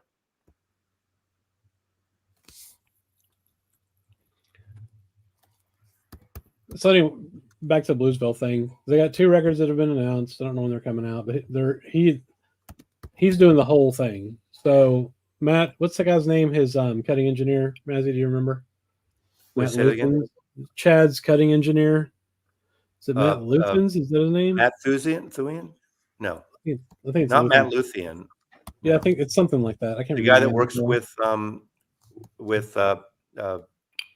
Kevin? No. I don't know if he works with Kevin or not, but he does cut. He can cut records at Chad's place in their studio. Oh, okay. So he's cutting all those Bluesville records. Got it. Right, exactly. It's not recorded. That record is Rick's. It's not recorded at Carnegie. It's so funny that it has that. It's a 2-record set in one sleeve. Matt Luthens. There we go. Yeah, he worked with Kevin's. Okay, cool. Yeah, okay. I thought everyone's correct. So I don't know if I'm going to get those or not. I mean, I like the blues. I just don't know how much. You hear all these names and you kind of forget what is real and what is not. This stuff goes through your head, and all these names and these dates and these records, and that's a sign. It is hard to keep up with, and we twist. I don't know. When I make my videos, I'm well aware that sometimes I get it wrong, and people correct me all the time, and that's fair. But you get a little dyslexic, and you twist a thing around, or you miss things. I love when people say, you missed this record out of all the records. What about these 30 other artists? He didn't talk about them. Jazz Bums Mike makes me cut his fuck ups out of the videos. So I have an absolute favorite jazz. Yeah, and I've said it. My number one album is Something Else. Can I make a request, Chris? Yes. Cannonball Adderley. Can you put together a Jazz Bums blooper reel and put it up on your channel? That'd be so much work. But hold on 1 second. The only reason you don't want to do it, it'll be so much work. But you're not against doing it. I mean, the best thing would be to put up a blooper reel of Mike fucking up the intros because he's so nervous about the intros. When we record our interviews and stuff, he always does the intros and he does a great job. But Can you do an impression of one of his? No, I cannot. He gets all psyched out in his own head. It's crazy. Has Mike signed a release that this footage could be released? I doubt that will ever I'm happen. sorry, I gotta go get rid of this gum. Oh. So that really happened? Okay. Oh, I didn't talk about this. Okay. Yeah. So I did my auction on Saturday, which went very well.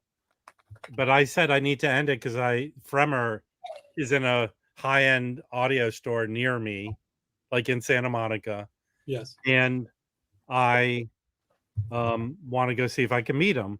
And people were saying, fuck him, keep selling records. But I ended it.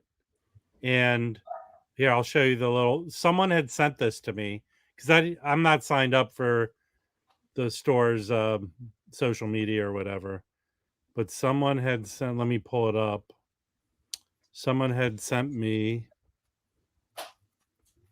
the advertisement, which is here. I'll show it right now. So the record salon, the audio salon is this very high-end thing, and they were demoing this new tone arm. And right there in the middle, Michael Fremer was there to do it. Obviously, I went to that concert on Friday, couldn't go. So right after my auction, I went there. And as I went in, they were demoing this. Here, I'll show you the setup they had. It was crazy. The turntable. I don't know if Potry's still around. Potry, can you tell me how much this turntable goes for? Look at this turntable. It's like the size of a small car. Potry, do you know that one? What is the name of it? This turntable was crazy. And then they were playing on these Wilsons. This is their listening room. Basically, it's just a listening room in an office. That's the store. So they were demoing and they were playing this record right here, which I looked up, goes for crazy money. This Michael Potry says this audio, what is it? Audio 4? Audio Lab records are crazy good sounding records. So they were playing that. It was crazy. So when they broke, before Michael was going to do a demo, I went up and started chatting with him for about 10 minutes. I said, hey, Michael. I told him who I was. I said, I'm friends with Mazzy. And he goes, I'm not even embellishing. But then I said, I'm also friends with the Jazz Bums. The dude was gushing. Like there was nothing since sliced bread. And then the Jazz Bums appeared. He loves the Jazz Bums. Thinks they're great. It's great they know nothing about jazz. That's paraphrasing what he said.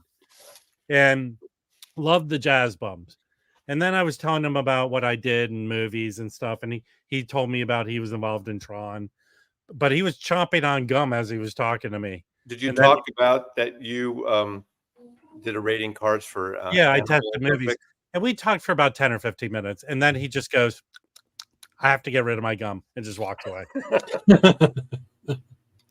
Oh, that's fucking great. So I was exhausted from the auction and very hungry, so I didn't hang around for his demo. But the guy, so I was recognized there by someone who watches Rachel stream and says, I'm always there rooting for you. So I got recognized there. I don't know about Fremer. And then the owner of the store recognized me and shook my hand and said, thank you so much for coming. So the Waxed is a known entity outside of this frame. But he brought us up, right? He brought up the Jazz Bums? No, I brought up Jazz Bums, but he gushed about you guys. Oh, you know, he did say Mike was his least favorite Jazz Bum. In the professional audio world, the Jazz Bums are more popular than Mazzy. I would say Nicole's right. I doubt that. I go to Common Wave, which is an expensive store, but they're not pretentious there. And this store was not pretentious. But this store is meant for people that have lots of zeros in their bank Was there a account. dress Dude. code? No, I showed up dressed in my track jacket, shorts, and running But- shoes. Well, every rapper does that anyway, and every You know sport- what? For some reason, people started talking to me, like a couple sitting next to me. Well, you look like you're either a sports figure or a rapper. Yeah, I came and I said, "Hey, boy." Common Wave's a good store, but this audio salon, very high end, very very high end. I don't know what copy that is, Tom. I've been recognized. I counted 25 times. I've been recognized out and about it, going about my way. Which I've never been wait, recognized. wait. Which version of something else is you're talking about? I don't know. I have 3. I have the Music Matters double 45. Okay, so I have the 50. I have the the contemporary, Yeah. or what do you call it, the classic, and I No. have the MoFi, which I I'll actually show you. love. Just like the Succotash Mazzy that they put out in the mid 70s. Yeah, I'll show you that copy of something else they have. That I think setup. I'm good now. How does a setup like that sound, though, Rob? I mean, like, Okay, so my first experience with Wilsons were Danny Kaye's. Yeah. Magical.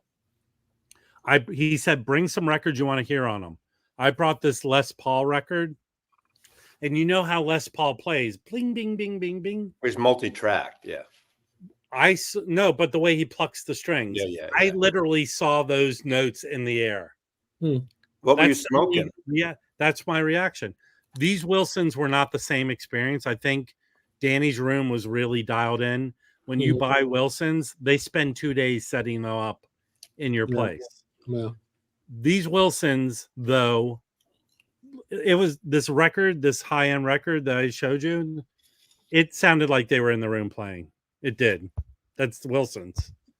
If you ever come across an extra $500, $300, $400,000, get a pair of Wilsons. Yeah. I mean, Mazzy, you've listened. No, I've heard them. I have heard them, and actually, the thing for me is not the sound. The sound is pretty great, although they're just too robotic looking. They're too overwhelming. No, they don't. And I know they sound great. And you have to have the right room for it, but they look like the Lost in Space modern robot or something. But I'm telling you, that setup that I went to and heard was insane. I mean, it sounded like the band was in the room. So does it like because it's loud as fuck, or is it just sound good at a normal volume? No, it is precise. Mhm. It is directional. Mhm. It is creating a soundstage. It is no distortion. It is clean. I've heard them with that Air Force One table with the optical cartridge. It was freaking amazing. But So Mazzy, this is the something else alternative cover they did in the 70s. oh yeah, I remember that. Yeah, I never heard that or had that. So is this the one Tom, you were saying sounds horrible? It's a terrible. I would just get the classic series if I was going to get one. What a terrible cover that is. Mazzy, you got the one step, right? Is it out yet? I do, and it's got thinner box, so I like that. It's really good. How does it compare to the Music Matters? It's a very close with the Music Matters, and it might even have a slight edge. But again, if you don't compare them, but Look, I just love the record. I'm going to tell you people something right now. Since I got this tube amp, my Klipsch bookshelf speaker, small. I live in a small apartment surrounded by neighbors. Sounds amazing. Yeah. I don't feel like I'm lacking anything. So I'm very happy. I was happy with what about empathy, Rob? Do you like empathy maybe sometimes for some people in the vinyl community? You know what? It's more respect. This is weird coming from me. Whatever setup you have and you enjoy it, more power to you. I am no one to criticize your listening setup. If you have, I understand. If you have the right money and you want to buy a car or stereo or a house, all the power to you. If you have a big room, that's great. Like if I put Wilson speakers in this room and it's a decent sized room, it would be silly. It would be ridiculous. Mazzy, I don't think so. Well, yeah, but here, you correct me if I'm wrong. You're really about aesthetics and the way things look. those things are very obtrusive. So I Right. don't think there's any room that listen, you freaking bastard. Mike, you're my favorite bum, Mike. I love it. Bluesville, Mike. New York, Connecticut, Hey, Mike. listen, Mike, when I was growing up in the swamps of Louisiana, I saw something that looked like you. I think And we I should thought it go was a like wrestle fictional some monster. alligators, Mike. Okay, Oh, finish, Mazzy. be nice, be nice. I don't think when I went to Danny Kaye's setup, they took over his he had a big giant living room, like a really nice sized room. Those things are monsters. Yeah. They're gonna be great in his I new can't space. see any scenario where the Wilsons fit into a room. That being said, if it's about the music, stupid, those things are the best thing I ever heard music come out of. I mean, to be honest with you, if I don't even know what I'd get. If I had the money, what were they, 30, 60,000 a pair or something? I No, think like 400,000. 400,000. If I was going in that price range, yeah, I wouldn't get those because they don't interest me aesthetically. I'd find Yeah, something but else. I mean, But I mean, you can get something else that sounds amazing. I mean, sure. can Yeah, anyone exactly. tell me? And it's not, I'm not disparaging the Wilsons. I've heard them and they sound fucking amazing. I Hey. totally agree. I just wouldn't get them for me. The design factor is a But negative for me personally. Mazzy, I seriously think I don't think you will change your mind. That's not what I'm saying. But I think for a long period of time, if you sat there listening to him, you would go, "Wow!" You would go, "I get it." I've heard Okay. them. I've heard them. The place where I got my speakers, I listened to Wilson's for a while, and I've been to a few places. I've heard, and they sound. I mean, I get what they. I know someone. I've been to a house once that someone had. They're fucking amazing. Doesn't mean I want them. You know, there's things I like just because I love them. Like there's cars I love. You know, design cars. I remember, but it doesn't mean I really want one for me. You know. How many That's feet all. of snow is on the ground, Mike? I think I was shoveling. I was only shoveling probably like 5-6 inches. Did you do your neighbors and they gave you $5 and it went like this on your No, head? Thank no. you. All my neighbors did theirs at a reasonable time, and I was working late, so I went out there when it was dark, and I was shoveling like a psychopath, and completely exhausted. And anyway, I got it done, but it was. I have a Once you question. have a Did you snowblower- say like a psychopath for a bike or a psychopath? What did I say? A psychopath, like a path for a bike, a cycle, Yeah. or you're a psychopath, like you're Yeah. I think crazy. both. I think Yeah. both. Hey, Jazzbum Mike, you're allowed to say "shut the fuck up," Mazzy. I think. Never. Yeah. See, Firm I get- believer in I large get- speakers. I got dainty speakers, whatever you call it. I get it. You know. You should get a snowblower, Mike. Yeah, well, you know, we've been here now for about 2 winters, and last winter there was barely any snow, and this is the first time that even if I had a snowblower, I'd probably use it. But So- Mike, do you have an HOA? No. So what I've seen neighborhood people do is a bunch of neighbors go in together and they buy one together and they just share it. My neighbor, I probably could borrow his. He is so accommodating. Like anything I Uh-oh. need, he's just Your like, wife is like peeking in. Is she? Yes. Oh, they saw you peeking. Hey, Carolina. I love. They can't. I hear love that She can. chartreuse wall. you. Yeah, yeah. Chartreuse in the house. As is meant. That's true. It's true, Nicole. The fact that you could identify chartreuse, I feel like, Maz, you Right? get like 15. Not many 15 people know that points. color. If you like chartreuse, I know right? that color I is mean, from back. I don't know what Hey. it's like on the screen, but that looks like Hey. chartreuse to me. Don't I look like a It 20 is. years earlier version of Mazzy right now? That looks like Benjamin Moore 15. chartreuse 3702. All right, let's knock it off. I'm, or that's it's a PMS match color 30. I don't know. So what have you guys been talking about? I tuned in about a half hour That ago. shit. What pickups did you have, bro? Dude, I showed 50 records. You'll have to go What- back and watch it. What was the best? What was the best one you think? Well, I haven't listened to all of them, but you know a bunch of the best ones. So today's pickup, Let me tell you about the best of today's because I just went out. Let's see. La da dee, la da da. Let's see. Maybe I'll go through fast. Louis. Louis.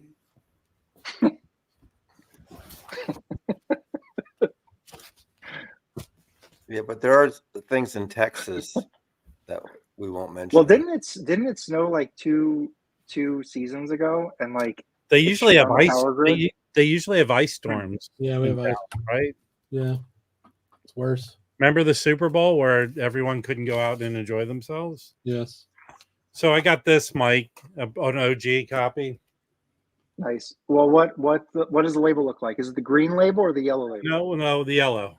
All right, It's so not not OG. first. That's a later. Not person. first, but these are first. What are you So trying to hustle here, man? Showing us non-OGs as OGs. This is a Those are beautiful condition.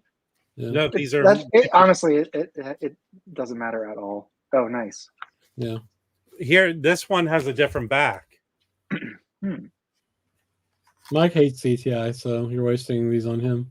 The one CTI that I want is the Stanley Turrentine Cherry. That sucker. I have an extra copy I'll send you. White label promo. That's because it's a small group CTI as well. Are we going to Oh, off not Ted Cruz, 50 plus baby. records again right now for Mike? Yeah, This let's is- not do that. I just This want to is see a your small. best. This is a small group CTI. Okay, that's cool. But I mean, I picked up so much crap. This house is not a home. It's true. Here, Mazzy, do you have this one? Oh, that's cool. Christmas with Haiti. You have that? Do you Matthew? have this, Mazzy? You're my bum. I got these test pressing on these two turntables, one microphone. Leave Chad alone, man. That's the thing. You got to have a sense of humor and be mocked. I don't mind being The mocked. funniest thing that happened was at the very end, though, when Chad started complaining about people making bad YouTube comments, because it really gets to him. Did he really? And I said, yeah, because he said it shouldn't, but he's like, you can get 1,000 good ones, but it's the one bad one that sticks with you. And I said, well, that's exactly how Jazz Bombs Mike is. Ladies and gentlemen of the jury, guilty as charged. Yeah, 100%. Yeah. But it's too bad. He's right. He's absolutely right about that. And I will say that because I have praised so many records of him that I bought. Oh, yeah. And the only thing I've never complained about the music, the recording. I said I didn't love. Someone loaned me the Pretzel Logic, and I didn't like it. But at least I wasn't the first on that. It just didn't work for me. But I have other ones of his. I have Asia I like, and I have the Marleys and some other things. I mean, I love the Prestige series. I absolutely love the Prestige series.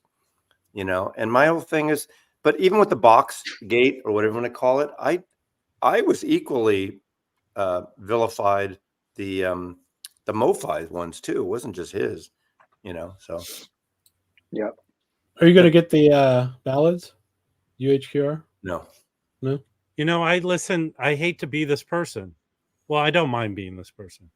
I listened to my Chad 33 on my new setup, and it sounded awesome. It's really good. Yeah. It sounded perfect. I tend not to go for 45s very often, so I don't need that. Here's the thing. Yeah. I'd be more likely, because I do own the Kind of Blue 33. If he went back to making 33s of these, I'd be more inclined to probably get one. Yeah. Are you guys getting the ballads, you Jazz Bones? Felipe pre-ordered it. I probably will not. You need I have to two for me, copies. I audio already have copy. 2 copies of it. Right. I'm not too interested in. I mean, it's nice to hear like a great sounding record, no doubt. But like, I don't know. I just feel like Ballads is great. I've explored it, ad nauseum.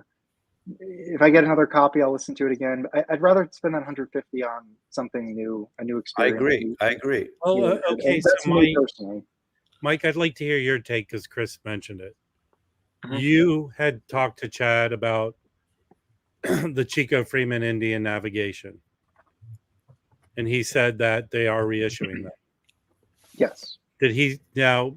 Chris said that the Indian Navigation tapes reverted back to the artists. Does that mean Chico has all 6? I think there's 6 of his titles in the tapes. I would assume that. I would assume that's the case. Yeah. Because I You have think the I was chat, lying? You can't know I make it have- up. What the fuck? I That have the makes chat. sense. I mean, the whole Indian Navigation, mission statement or whatever you want to call that, it totally is in line with it. I mean, that is a completely avant-garde label. I mean, Yeah. there are a few titles that are not, but mostly like that stuff is pretty out there. Like, and not even like studio stuff. Like they're recording like live sets. Like there's a Hamiet Bluet. That's a great record that it's live. I mean, they do a lot of live stuff. So they're just like recording and putting stuff out. And that's a crazy, I mean, I love Indian Navigation. It's one of my favorite labels. And that's why I mentioned it, because I don't know. I just mentioned it because I love that label. I just wanted to get his opinions on it. Well, I On that have title. I have his reissue, which is literally 30 years old this year, and it's Yeah. great. He said they're going to be putting out several old things like that they Yes. they issued years and years ago. So that'll be interesting to see. So we'll see what they are. He did say that they'll put them out in a better jacket. What is the jacket like on that, Rob? Is it just like a direct to board? No, it's not. It's thin. Yeah, it's like the Bill Evans box. So the old school Analog Productions 45 jackets. They were just double. You put both records into them, direct to board. Who was it that said? Yeah, he did say that, TJ. Was it Steve Hoffman or someone else said something about the way Kevin and Bernie It's are not cutting thin. these Right. 33s on their gear Yeah. today are better than the 45 Music Matters Jazz 45s. People like to say 45s are better. I've heard that. Well, Kevin has said that. Here, look at this. I haven't said that before. So I assume he still has the plates, but look what it says right here. Can you make me big, Yes. Chris? Oh, sorry. Yeah. Mastered at the mastering lab with tube. Yeah. Tube. Oh, cool. Yeah. Well, he's going to use the same plates. Yep. That'll be cool. Was it a good record? Yeah, hell yeah. Look who's on here with them. Yeah, it's a cool record. Oh, John Hicks. Sweet. Love John Hicks. Yeah, it's definitely a cool record. You know what I'm going to do after this? I have so many records to listen to. I'm going to listen to this. What songs do they do? Because isn't that like all standard ballads? Autumn in New York. Peace, A Child is Born. It Never Entered My Mind. Close to You Alone. And Don't Get Around Much Anymore. Yeah, it's a pretty straight ahead record for Indian Navigation. It's Now, totally straight ahead. here's the thing. What formulation of vinyl is this? That's the early well. that's the early '90s stuff that the Audio Quest records were pressed on. So if you take that record out, it should be transparent. Do the light. Let's see. Calm down, buddy. I'm professional. Yep. Oh yeah. Oh, that's nice. That's gonna be so. That's nicer than the new ones, probably. The new reissue. If he represses it, it will probably just be on regular vinyl. That's So, true. QRP will probably press it on. Yeah, regular. this I got lucky. That's an RTI record for sure. I got this from No. Record Safari when they had a 20% off sale, so I got it for a good price. Nice. Andy's Music Gen. OG Chico is much more expensive than his other Indian Navigation titles, which are all. Yeah, no, I actually prefer. I can't remember the titles now, but You his want other. I stuff- have all of them. Yeah, what's the one with like the red cover? I can't remember the name of it. This one is excellent. That one's Oh, great. cool. And the second side of that is a live session. That's probably, I don't have that one. That's probably my favorite one. This is a soul note. I need to get that. Kings of Mali. That is so good. Kings of Mali, go stream that. No, that one has vocals on it. That's not the red one I'm talking about. Oh shit! Yeah, Nicole, that one was rough. I That, probably that, I probably should have that's the kept the fa- doc. Anyway, sorry. Go ahead. That's the favorite one that I have. The Outside Within. I know, Nicole. I couldn't handle that record. Maybe I'll have to get it again sometime. And those Clarinet Summit records are cheap. Yeah, I have it'll another. melt your brain in half, dude. Like $8 cheap. Sorry. It's somewhere else, but I have the. Elvis one step. No, I have on. I'm watching. There's the runoff election tonight to replace Santos's Oh, seat. who's winning? Well, it's too early to tell. Just started. I mean, right now the Democrats twice, but it's like small sampling. But I realize the woman, her name is Mazzy. Yeah, she's a lunatic. She's a complete lunatic. I need a Mazzy poster, but I Yeah. can't because it's that Mazzy. Sorry. House member Mazzy. Yeah. Gentlemen of the congregation. I can't find his first one. It's somewhere on Indian Navigation. Can you give us a room tour of your new gear? Me? Yeah. No, they see how disastrous this place is. So much your amp. You can't show us the amp where it's set up and all that? I mean, you want me to take a picture? No, I don't care. I wanted you to get up and do a room tour, bro. Good night, Andy. Good night, Andy. Shit toss. Oh God. It is a great adjective. Shit ass. Shit ass is a good term. I like shit ass. Now, the Well, shit ass, is that a good thing or a bad thing? If it's shit It ass? depends. I usually do it as a good thing. Man, that's a Okay. shit ass record. I'd say it as a positive, but I'm sure people say it like I don't say Chad puts out shit ass records. He wouldn't get it. I think it's a good thing. Like, oh man, this fucking is a shit ass pressing of Olatunji Drums of Passion on Columbia But Records. what is? Oh, that's cool. You know what Olatunji is? I do not. Drums of Passion. He's an African Nigerian drummer. Did I think 2 records on Columbia, Drums of Passion and something of drums of something. But he is the percussionist with Max Roach on We Insist. Great stuff. But what I was talking about earlier, we're repeating it, but Ricardo, who used to be around the VC, turned me on to this. But John Handy was around the Bay Area. This is from the Monterey Jazz Festival. I'm thinking 67 or 68. This is fucking great. Live at the Monterey Jazz Festival. Who's on there with him? As because that's the third time you've shown the record. Okay, let's see. After playing with Charles Mingus at the Monterey Jazz Festival in 64, he went on to Vancouver, British Columbia to play with Doc Thompson and drummer Terry Clark. On his return, he told everyone he was hoping to bring them to San Francisco. Eventually, it worked out. I don't know if he's on here. It's funny. He played in North Beach. And I saw him in North Beach a few times. God, who's on this record? Is it a gatefold? Oh, no, it's not. Jerry Hahn on guitar, who was that white Jewish guy, and Freddie Red. But it's kind of Freddie Red's awesome. Yeah, one song per side. It's really a good record. This is a 2-eye mono, but I think it's not an expensive record, but seriously, grab this. It's really good. You know, a lot of the major label jazz titles, I'm probably misspeaking, but to me, they seem like they're never too expensive. Yeah, John, Hard Work was not a great soul pop song, but that was his hit in the 70s. He made some money finally, so you got to admire the guy. I thought Hard Work was a boring song. Hard Work, boom, boom, But hey, by the this way, is really good. Mike, finish your thought.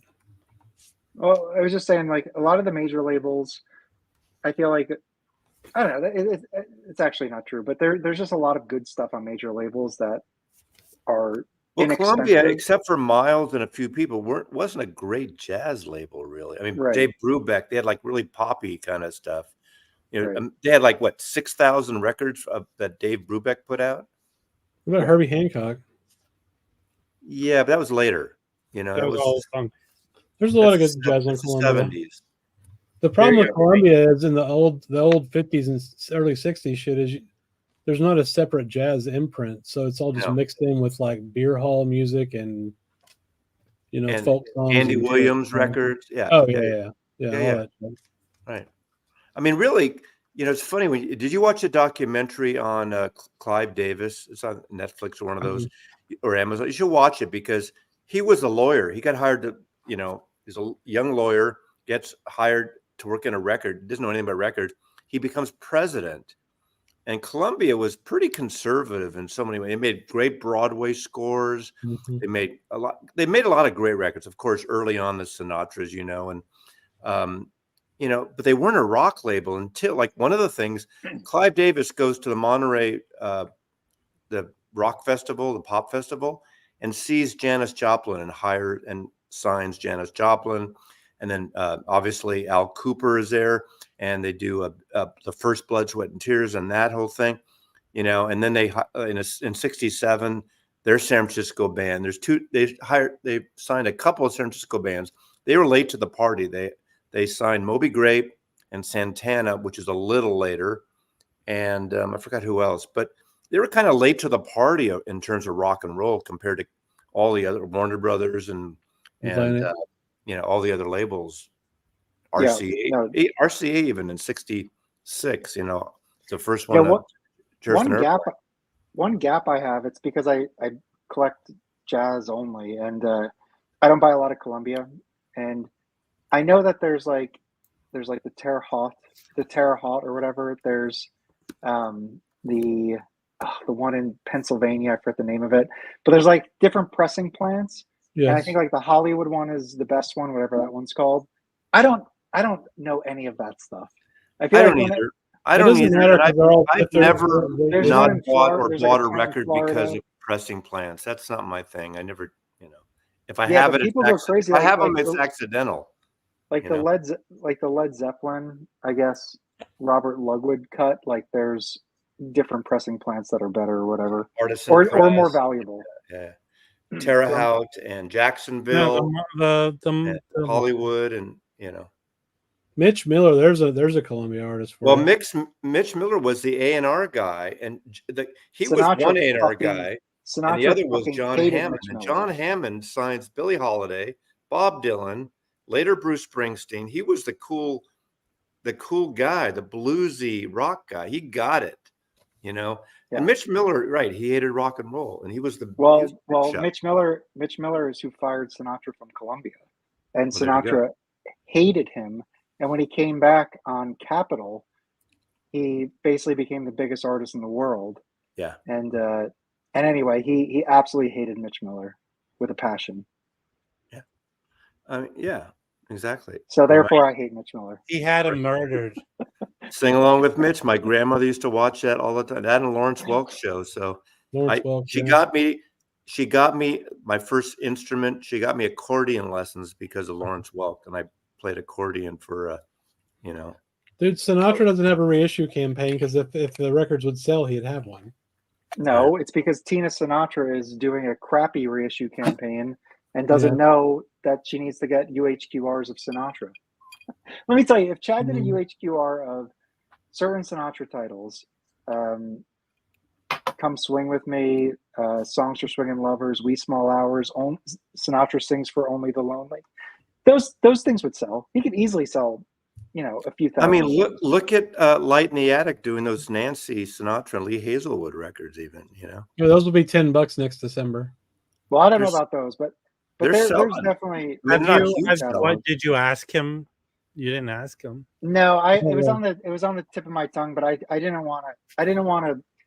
Look, our interviews. I mean, I was able to carve out a little bit of questions, but like they're about the subject. They're not about my opinion. If you want my opinion, join into the live stream. If you want, if you watch that interview, Chad speaks for 99% of that interview, and that's how we want to have it. Like it's just a forum. And we can help guide him, and that's kind of the goal of it. If you interview Mazzy, he'll speak for 100% of it. I think most people don't give a shit about those big one steps for you, they just want a good, solid, nice cover, nice pressing, analog if possible. That's like those prestige things. Like, that's all. Even some of the Rhino stuff, maybe not all of them. That type of thing. I don't think we need to go. The Atlantic 75s, I have none of them. I'm going to buy one maybe. That seems to be, if you like 45s, a sweet spot. But if those were 33, I would probably buy more of them. Personally. Now for the 45s though, I mean, I love the Analog Productions 45s. They just sound good. They are. Well, I do have the Doors ones, and they're Mm-hmm. great. And I have a couple Leonard Skinnerd. I mean, they're great. But again, I said before, I have like 70 or so Music Matters jazz, and probably 6 or 50 of them, 55 of them are 45s. I would trade to anyone if they didn't make them all in 33s, but I would trade straight across 33s. I don't care about that slight betterment of a 45, because I'm not being my records. Yeah, that's fair. I will say though, like in my own, and I don't have as many as you, so I feel like that's a whole different thing. But for me, I have like 14 or 15 of them. Like having some Blue Note 45s is cool. Having a bunch of 33s is cool. Like I like to kind of have I want to know how everything sounds. Like I want something representative of, like, in the Blue Note catalog, what does a White Bee sound like? What does a Black Bee sound like? What does a Liberty sound like? What does a Lexington sound like? I just want to have at least something representative of, like, the catalog. Do you know the answer? What is the difference between a Black Bee and a White Bee?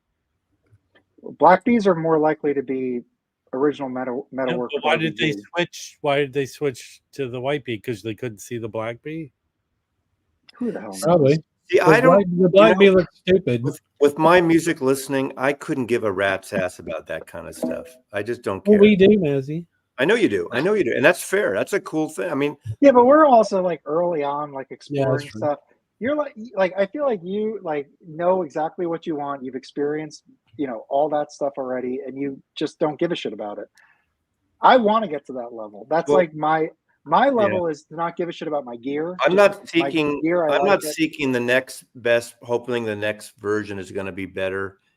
There are exceptions, obviously. Like that's something else. Like, did I need, that's a fun thing. No, that's a fun I love thing that to record. So there are that's fun. exceptions. But I don't usually go. If I'm satisfied with the pressing, I don't really care. Of course, I can be swayed, and I definitely. We can all be swayed, huh? Pardon me? So we can all be swayed. Yeah, of course. There's certain things. Yeah. Look at that. If I want to hear more about that Jackpot undercurrents, because I'm going to check that out. One just sounds okay to me. So I would like to have a better sounding, and I hate the cover of the MoFi. I know everybody says the same shit, but I really would like to have. I'm like not. I'm not too crazy about that record. I had 2 OGs of that. One I sold to Rob, or I traded, whatever. I don't know. You just hate Jim Hall, Mike. It's fine. Well, I just feel like Bill Evans and Jim Hall. It's like, could you just get more benign? Like it just seems like give me. The best thing about that record is the cover photograph. Listen, you people are bastard people. I would buy that. I have the MoFi, but you're bastard people, and I hate your ass faces. If I never play I'm that gonna record, go home and bite my pillow. I love that movie. I'm sure I'm wrong with it. I have the MoFi undercurrents, and I never listen to it. And if I get a new copy, I'm never going to listen to that either. So, well, I never listened to it either, man. I mean, rat's ass is more of a negative. Shit ass is a positive in my vocabulary. So. I don't listen to it either. So I'm probably. Thank you for talking me out of wasting $40 on a record I'm not going to listen to. We've all wasted money. Now someone's going to make a hate video about you, Mike, about saying you don't recommend that record. You horrible. Yeah, but I admit that I'm wrong, and no one should ever listen. Wait a second. Here's how I'm going to start, because Mike started this fight earlier before he came on screen. Sinatra sucks. Bill Evans is much better, and I challenge that Undercurrent record is. I think half of the people, half of the peanut gallery that watch the Jazz Bums are deplorables. No, don't say that. Don't say that, man. We love people. I'm just kidding. It's so funny. I mean, Nick's here. There's at least one. I have an OG of Chicken Fat. I have an OG copy. Oh, I was streaming that the other day because Mike Esposito was hyping it up. That is a fun record. Is that the Jimmy Smith? Is that the Jimmy Smith? No, it's not Jimmy Smith. Who? It's Melvin. It's not Melvin. Mel Brown. Who is it?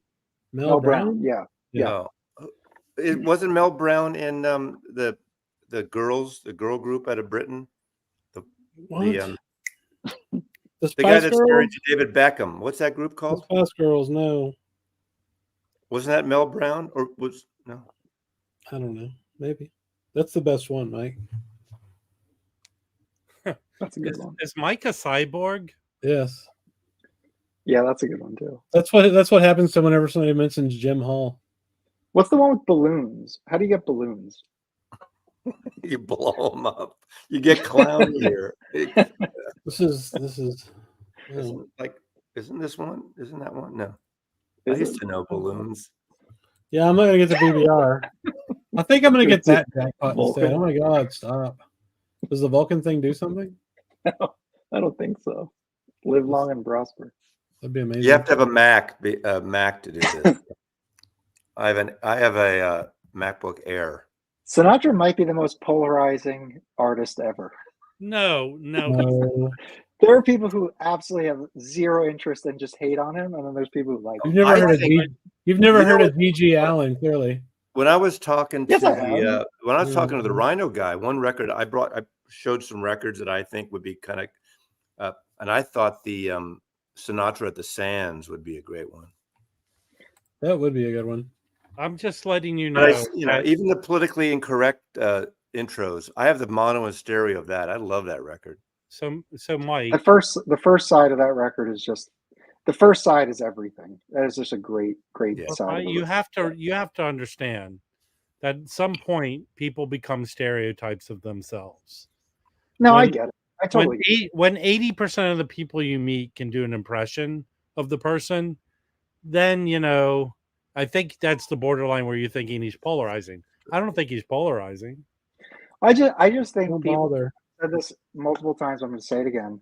I think people think of Sinatra as My Way and New York, New York, and he had an entire career, decades-long career, when he was young and killing it and a sex symbol that a lot of people have like no idea of, like those albums, and some of those they're just awesome. And yeah, he has a lot of schlock. He has a lot of crappy records because he recorded so much, but like there's a sweet spot with him that I love those records. I think most people would, but it's just, who's going to spend the time to like do a deep dive into Sinatra when there's like 100 records you got to go through? I have about You are. That's who. You're about gonna do 20 it. Sinatra records, and I have all the boxes of there was 3 of these during the CD, the long box, like 3 CD sets of the Capitol, the Reprise, and the Columbia sets of Sinatra. I love that shit. Yeah. And look, I mean, that like Columbia stuff, it's like, if you listen to, I don't know, Peggy Lee, like it's got that like pop sensibility to it. So, I get that that's not everybody's thing, like big band pop, but I think it's cool. No, I think it's great. What about the story I was telling you about the other day? Think Which that's one? true? That Sinatra took Oh. a bag full of money to Lucky Luciano. Do I down in think it's Cuba? true? Yeah. I do think it's true, but I have no idea if that's true. I think it's true too. It's probably true. Yeah, it's the- probably true, man. But that's like, that Well, like is the he war- also had war- people like beat up. Certain people would fuck with him. He'd have them Beat up. by I'm sure guys. he's had people offed. Yeah, he may have had people off. Who knows? Anyway, there's a lot to unpack with that. But Dude, okay, Mike. Here's what we're gonna do. Me and you, we're gonna get high as fuck, and then we should just take all 150 of your. now, of your Matt, Sinatra I actually records. want to talk with Mazzy. Well, I feel like the thing with me is I got into Sinatra heavy. I got nearly his entire catalog. And back then, I could do a video and do like the top 10 and know all the details. If I did it now, I'm not as immersed into that world. I just feel like, I don't know if that's the same with you and Beatles, but like, I just feel like there was a time where I knew I was like obsessed with it, like I am now with jazz. And just, I'm not in that mindset anymore. I know what I like and I just revisit it. And I'm not like, I'm just not like a fact wizard. You know what it is? Someone reached out to me. This is a good example. Could reach out to me a while back. He's some guy that does a podcast and likes my stuff, wants me on a podcast, talk about Beatle pressings. And I said to him, I'm not the good person to talk about Beatle different every mix. I did people like, well, I did this traffic thing today, and someone said, I like this traffic video, but you didn't talk about this mix and this version's on the Wynwood soundtrack. And I don't follow all that shit. I mean, I kind of peripherally remember that, oh, the single versions on the Winwood comp and I don't remember that shit. And I really don't care about that shit. At some point with all these different Beatle mixes, I want to hear the song. Now, sure, it's fun to hear a stereo mix on Horzu. But then, like all this talk, like, people's heads exploding. Again, I'm going back to television, Marquee Moon. Oh my God. He didn't want the song Marquee Moon to fade out. He wanted it to fade out. He didn't want it to go on another minute because he wanted for people to feel that the song went on forever. Give me a fucking break, right? It shows on the tape box 10 minutes, 48 seconds, not the 9 minute. I mean, who knows? And who fucking cares? At that point. And people's heads explode when they get that minute. From my point of view, I get it. It's a collector's thing. I get you're talking about, you're right, different mixes, mono, stereo. But the Sinatra single that is 6 seconds less than the album cut. I mean, fuck, are you crazy? I have an idea. There is stuff like that. There's definitely stuff like that. Like, in my head, it sounds amazing. Like, well, Sinatra, he did early stereo for Capitol, and Sinatra sings for Only the Before Nat Lonely. Cole? Well, it was I don't know exactly how that works, but he was doing early stuff, and when you got Sinatra Sings for Only the Lonely with him as I forget the name of the clown. It starts with a P. Bob? But anyway, no. But anyway, the stereo mix actually has, I think, one less song on it because the stereo cutting because like those Sinatra records, they would take up full tracks. Like you listen to one of those like 1956 Capitol records, they jammed music on those. Like each side was like long, and they just kept going. Basically, they put as much as music as possible because they were just doing standards anyway. So just do another one, right? That fits into this theme. But anyway, the reason why I say that is because if you get the mono has like additional tracks because how they cut it, they were able to add that to it. So to basically maximize the side, they would just put additional tracks on it. So there's the stereo version, the original stereo version, which is why if you get the modern reissue of Sings for Only the Lonely, it's a 2 LP because they put all the songs on in stereo and it can't fit on one record. Interesting. So the original one, they cut at least one track, maybe 2 tracks on it. But anyway, that's how early it was. Like it was just like when you go back early, like 50s with basically vinyl, like there's all that kind of weird shit where nobody knew what the fuck they were doing. Oh yeah, for sure. And Sinatra was definitely there. Stuff. Again, I appreciate that kind of stuff. Like that's why I appreciate Thank you, Kevin. Patrick's details of pressings and everything else. But I don't really care about it usually. I mean, I have So one fewer. My grammar is dog shit. What? I had an idea though. I want to see if you buy into this, Mazzy. We've been talking about having jazz bum fights videos where we kind of have people that disagree with each other on the show, and we try to like referee and help them resolve their problems. You want my opinion? Are you asking me or what? Yeah, no. I have an idea to pitch you. It's you, Michael Fremer, and Michael 45. Just the 3 Michaels. The drama thing is overblown, and it's funny. The only thing I've had like that I've hosted is after that Amanda and I, the archivist, did our Humming Guru thing where we kind of lighthearted did a mixing martini. Our first stab at it. We wanted to have fun, and that was the premise. And Michael Fremer, got so upset he texted me, "Take that!" He emails me literally 10 minutes when that went up. "Take that down. You shouldn't have been doing this. No surfactant." Patrick told me about surfactant. But then after all that discussion, I had Michael Fremer and Mike Ingroove and Patrick, and everyone had a different agreement about surfactant. Oh yeah, I remember that. Yeah, and that was actually a fun conversation. That was I great. Don't know about it. I'm not the expert in that. I mean, definitely. So, and I didn't, clean records for 50 years. So what do I know? Speaking of cleaning records, though, has it changed? I mean, you're all in on cleaning records now? Well, I'm in as much as I have been. I don't clean when I buy a new record. I don't clean it unless I have an issue with it. I just don't bother. Sure. When I'm getting stuff through the Dizzy collection, or I have a used record, or if I pull out a record I've had for 10, 20, 50 years and I look at it, I'll put it to the cleaner. You know, if it's a certain thing, but I'm not going through all my records and cleaning every record. Sure. Well, I mean, that makes sense though. What you're doing. But I have a lot of people say, "Oh, every record you got to clean their record." Yeah, well, whatever. Charge all this stuff. If I listen to it and there's no issue, I don't bother. So, how many records do you own, Mazzy? Like 7,000? something like that. So that's what I mean. Like, what are you gonna do? Go back and clean 7? You know, you did that. I survived. I would judge you literally. harshly. I've survived. Okay, the Beatles. What, last week was 60th anniversary. 60 years buying records. Never cleaned a record until a year ago, right? A year and a half ago. Hey, I survived. Mike, if you go to Mazzy's house, it doesn't look like he has 7,000 records. If you come to my place, it looks like I have 500,000 records. Yeah. Mazzy has the best house ever. That's like my dream house. Yeah, mine too. Louis, I have a Humming Guru. Like, to me, I know they're better records. There's a $3,000 Kermit the Frog, and there's a $6,000, whatever they are.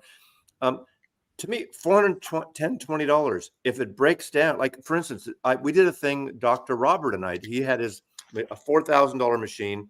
He's going through 3 or 4 of them. They give him credit.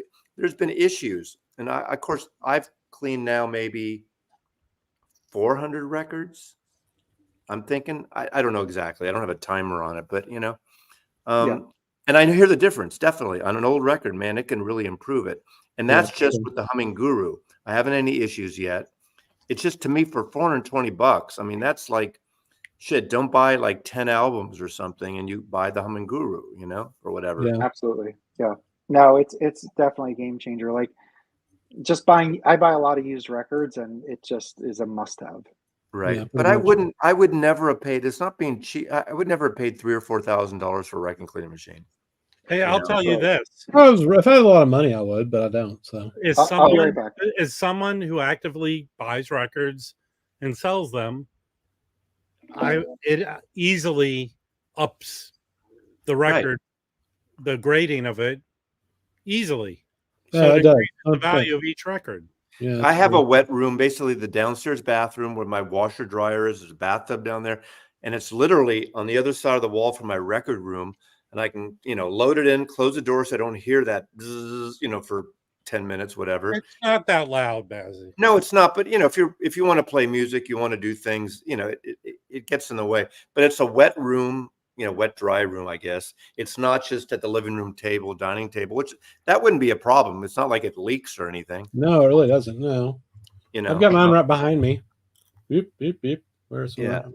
Oh, there's your dishwasher. Mine's in my bathroom. I use the spin clean on old dirty records. I put them to the spin clean and the Humming Guru. So now, when you clean records and you flush the toilet, does it the machine stop for a while? Like the plumbing's bad? Listen, I don't live in an outhouse, Mazzy. I'm not an expert on cleaning. I just, I am as a workaholic as I am in so many ways. The whole idea of cleaning records, like my son and Michelle, like literally 6 years ago, gave me the yellow. What's the spin clean? Is that what it's called? Mm-hmm. Yeah. I never opened it. I know I wouldn't, sit there with the washing thing, stick it in the wrap. I just wouldn't do it. I appreciate them doing it. I still have in a box. So if anyone, I'll trade you. If anyone wants a spin clean that's never been used, I have one. That's not me. What is great about the Humming Guru, you load it in, you pour the water in, you do the thing, you push the button twice, and that's it, and you walk out of the room. Yes. I mean, 20 minutes later, you got a clean record that's perfect. You know what it is? I went to Harry's once, and he had it, and when I saw him do it, and I said, sold. I had to see it in action. I had one of the DIY ones, and it worked fine, but it was a pain in the ass compared to the Humming Guru. God, it's like and I haven't had an issue. Great, people have had an issue with, and they sent a new board or whatever. Shit happens. It's right, Nick. You're absolutely right. 11-minute cycle. What? Huh? What? Yeah, that's not the one you have, Nicole, is it? Probably. Nicole's awesome. She has everything. Yeah, she has the Kermit the Frog one, right? Kermis? Yeah, no, and the thing is, I get it. I don't disparage people for paying that, but it's not, I know what it works for me. I'd rather put that into more music, or I'd rather put that into, like, I'm going to London in August. I'd rather pay for something like that, I want to do those kind of things rather than pay, $3,000, $4,000, $6,000 for a cleaning machine. Yeah. But everyone's different, and I don't judge anyone. So I'm just obsessed with records. That's I like my judge primary thing. everyone, so it's okay. Everything else is like secondary, and I get that people are audiophiles and love gear, and I could, if I had the money, I probably would too. But for me, I'm just obsessed with freaking records. Me too. I can't stop just looking at them. No. Do you get a boner when you look I at them? bought four records today. what'd you buy? Mike, I'm not gonna say it's a Mike, series. And I I'm bought so excited 25 for them. records. I bought 25 records today. Yeah, I know, but you're a whole Yeah, different but you situation. have a problem, Rob. I mean, you have a serious problem. I do. But you know what? When I buy 25 records, what do you often say to me? Put that in the pile so I can buy it from So you. the other day I Yeah. got some more I got another box of Beatle records. I mean, not anything super rare except for those anthology records from Dizzy. And this was in there, of course, because I'm not usually a fan of the MoFis, right? This is a MoFi and the Dizzy. I cleaned it and I put it on, and there's a fucking bump on the first thing, and not one of those a flattener. So I talked to Kimbo because we saw this when we were looking through it. So I'm going to give it to Kimbo for free. And it's so sad that a record. This is like $100 record or more. I love that record. Yeah, Wait, but I what- mean this MoFi. I'm not a big fan of the Beatle MoFis, although this is out of them. This is one of the better ones. But it's so like, what if I had just sold it? I would have been kind of embarrassed if I sold it on an auction and someone said, I hate to say it, like it's fucked up, right? So I'm glad I auditioned it first. Well, can you flatten it? It's not that kind of warp. It's like are Mm. you fucking kidding me? Fuck MoFi. All right. That's provocative. Hey, Chris, which record am I supposed to be putting in your pile? The Speaking of MoFi, I the saw Chico Premium that you have, the Analog Productions Chico Premium. You have the Super. No, not that. I will say the fact that super vinyl actually is pretty interesting. Well, Yeah, it is. But I was gonna say, MoFi put out an email today that On the Corner is coming out on super vinyl. He gives a shit. I don't have On the Corner, and I really Oh, want. you should get that then. You should get it then. Yeah. Yeah, I won't I get have it. I got an original. I got the electric box. I have the regular MoFi. The MoFi. no, This I have the I'm regular one. I'm all in on Dylan and Miles MoFi though, Yeah. and this is a record. He did 2 back-to-back acoustic folky blues records. They don't get a lot of love. I guess it was in the late 80s or late 90s. I forgot now. I'm blanking out. This is excellent if you like Bob Dylan. This is super vinyl. So this just came out in the last month or so, but I pre-ordered this like 6 months ago. But and what else did I pre-order? There was another. I think there's a couple of other Miles that are coming out that I pre-ordered through Music Direct. I forgot what they are now. Anyway, Miles meets the rhythm. Oh yeah. so I have some Dylan, but all my Dylan is early Dylan, and I know that I don't know. When's the last time you listened to one of them, Mike? Recently, I listened. Okay. I put them on whenever I'm listening with Carolina. I'll go back to all that stuff. She loves that. People don't know this. I have 25 Dylan records. I have. But I want to get because I I've have heard Mazzy and Joe 15 Harley talk Neil about Young. the later Dylan stuff, and I feel like I want to hear that stuff. Like early stuff's cool, but like it's okay. Here's a challenging record for some, but I Mm. highly recommend you, especially you, get Triplicate. It's a Sinatra one, right? It's not just Sinatra songs, but it's that stuff recorded at the Capitol Tower. He did 2 single records, and then he does a triple record of the same. People's heads were exploding. Dylan doing this, but he fucking pulls it off. The recording is sublime. I gotta Does check it it sound out. like that? Man. Kind of, yeah. I mean, it's not. I mean, he captures it in a certain way. But I know people. It's funny. Melinda Murphy and I totally agree on that. Her husband Philip can't stand that stuff, and I don't. I was like his surprised stuff at all. Melinda liked it so much too. Oh. But I don't think it's an expensive thing. There was a special limited like gatefold. It's an actual old-fashioned album types with a glossy cover or a beautiful foil cover, but the regular one's fine. I mean, you don't need that. But it's just a really good sounding record, you know. Yeah. But And I know that you MoFi, might be turned off by it too. I know MoFi has put out Dylan stuff, and they put out the same title mono and stereo in some cases, On right? some of the early titles they did. Yeah. Do you double dip in that, or are you not interested? I don't have all of them, but I have a lot of them, and I love all those. I mean, to me, Joe Harley and I agree on this. We think the Dylan and the most of the Miles are the best versions out there, you know. Yeah. But a lot of people like the Dylan mono box that came out years ago. Who cut that? Was that Bellman, Chris Bellman, maybe? I forgot. That mono box that Rachel bought that goes. That's a good set too. I think that's not available right now though. Everything's available on Discogs though. Like Dylan is my all-time favorite solo artist. No one comes close to me. You know, I thought you told me you like Cyndi Lauper.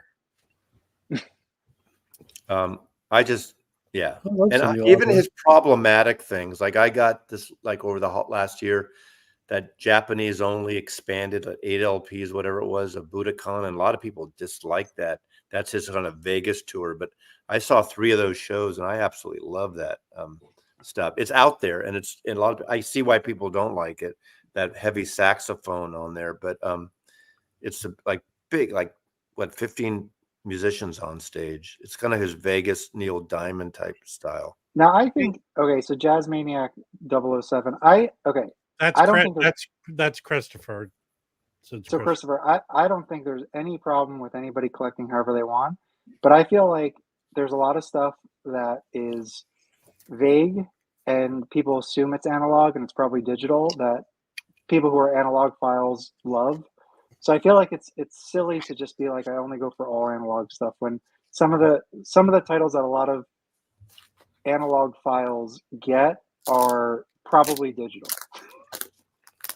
Yeah, that's true. I think that's. I mean, if you want to limit, if you want to limit yourself, I mean, look at the Well, Sam okay, Records wait. news. The Sam Records came out and they said it's pretty much all digital. Everybody thought that was AAA. Mike, you work from home, right? Yes. So people like me who drive or commute, obviously we can't listen to analog music. Sure. So I stream probably almost as much as I listen to That's on fair. vinyl. That's cool. And as long as it sounds good, because I think I only use Apple Music, so I don't use the other services. I feel the lossless is really nice. I have a nice system in the car I drive, and I don't feel like I'm lacking any enjoyment of the listening. So that's fair. How do those people like it? You know, once you turn the pink mustache off when you pick them up. okay, let me tell you something, you moron. You're the one who comes up on live streams driving your stupid car. I did it. I did it. I don't have last anyone in the back seat I did though. it too. Yeah. I did Is it this too. what you're talking about, Chris? Us get up here arguing? Is that what you want? Yeah, but not you two, because y'all. I mean, you know, you don't really We have don't- anything to actually argue about. I mean, Mazzy oversays this. I never say it. But if I really hated Mazzy, I wouldn't have him up here and I wouldn't be talking. Yeah, but we Of course not. don't. You know, Chris, the thing you suggested earlier though about arguing, I would do it, but I think a lot of the people you're talking about wouldn't do it. Hmm. I mean, Michael 45 wouldn't get up with me. I don't think Fremer would. Well, hold on. Let's be real. Chad okay? certainly wouldn't. Whatever you feel about Maz, and I'm not apologizing for anyone Think. because everyone does stupid shit. But Mazzy, part of Mazzy's charm or whatever he has is he's a real guy, and to the extent he shows his flaws. I think 45 and Fremer are very concerned about their image and are very calculated how they present themselves. To each his own.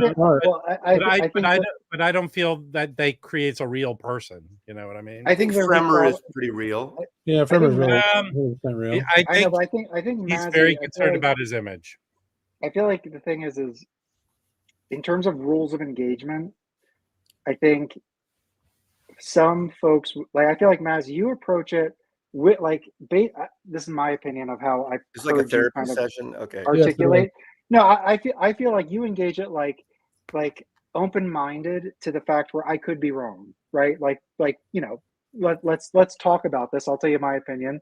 Tell me your opinion, and let's see what happens. Unless you voted for Trump and believe all that fake news shit. Where other people come in very hot and defensive and attack mode, and I feel like you can't, like, that's why, like, if you had someone like that and then Mazzy, it wouldn't, I don't know, the rules of engagement would have to be that we're having a debate, these are the rules of the 100%. debate. Yes, And absolutely, 100%. and like, you get 5 minutes to speak, and now you get 5 minutes to speak, and you get 5 minutes to rebuttal, and you get 5 minutes to rebuttal, and the audience decides type things. And I feel like most people wouldn't be willing to go into that, like, realm. It would just be like, I mean, I've seen some of those, like, arguments happen in real time on live streams where people are shouting over each other. You know, like I know we talk over each other, but I mean, these people are like angry at each other, you know. So Nobody wants that. That's not fun. yeah, I don't. Well, you know, Can I take a little time to yell at Chris right now? I rarely hold a grudge or I'm permanently pissed. Obviously, I don't want to turn this in the wrong direction, but some of those guys that have dumped on people and to be bullied thing, and I know, people say something about Rachel. I mean, to me, Rachel is like, that show is an island, and you go in knowing what you're getting into, and I give it a pass, and I enjoy it. me too. And I know it gets over the top, but the people that make the specific videos dumping on people, I think that's the biggest bullshit in the world. Okay, hold on, Mazzy. And I am not anyone coming close to ask for any sympathy. I don't deserve anyone's sympathy when it comes to the way I come off and towards people.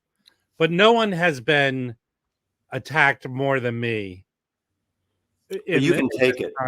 But I don't really. Here's the way I carry myself.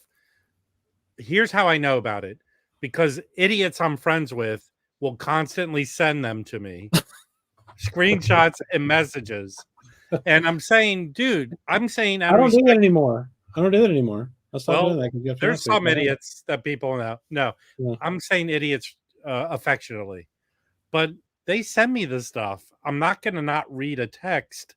I don't go to the videos. I don't watch them. But it seems really odd to me. If you hate my guts, why are you spending so much time recording me and then editing me into some sort of video? It's ridiculous. Yeah, but I want to start a hate video that's channel. totally different than Jazz Bum's Fights, though. Jazz Bum's Fights is really a debate forum. Yeah. And I feel like the thing is, if people are just talking shit about somebody, like, that's a whole different thing. You know. I hate you guys people talking about drama and politics. I'm really offensive when that Can happens. I make a request of Jazz Bum Fights? Yes. Can I just pick someone randomly out of the peanut gallery and bring them up to fight That them? would be amazing. Hey, Charles, are you free to come up on screen? No. Charles, you're next on my list. And you know what? Professor, you're quickly becoming number one. All right, guys, I gotta run. I gotta take the dogs out. Yeah, we've been doing this. I just want to say, I've got you under my skin, Mike. There you go. Is that a heroin song? Yes. I don't know. Honestly, I don't. I love that song, and I have no clue what that. I love that song. It's a great song.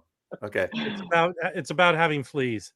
Hey, thanks everyone. Here's one thing I would like to say, and I didn't mean to go this long, because Stephen Schnee is a friend of mine, and he does a ski lodge. Oh, if anyone can just go over there and watch for a few seconds to give him some views. That's so No. Yeah. Watch his show. It's enjoyable. Yeah. He's a good personality. He does a good show. Just go over there and watch him. I'm going to do see, it. that's you go into a show like that and you walk out backwards so they think you're coming in. And that's how you pretend you're That's not. how I watch your streams. Yeah, exactly. Bye, guys. Bye. All right.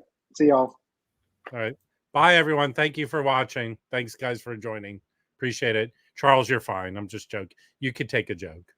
And see you all guys on the Jazz Bums on Friday. Go watch Stephen Schnee's stream, please. Talk to you guys later. Bye.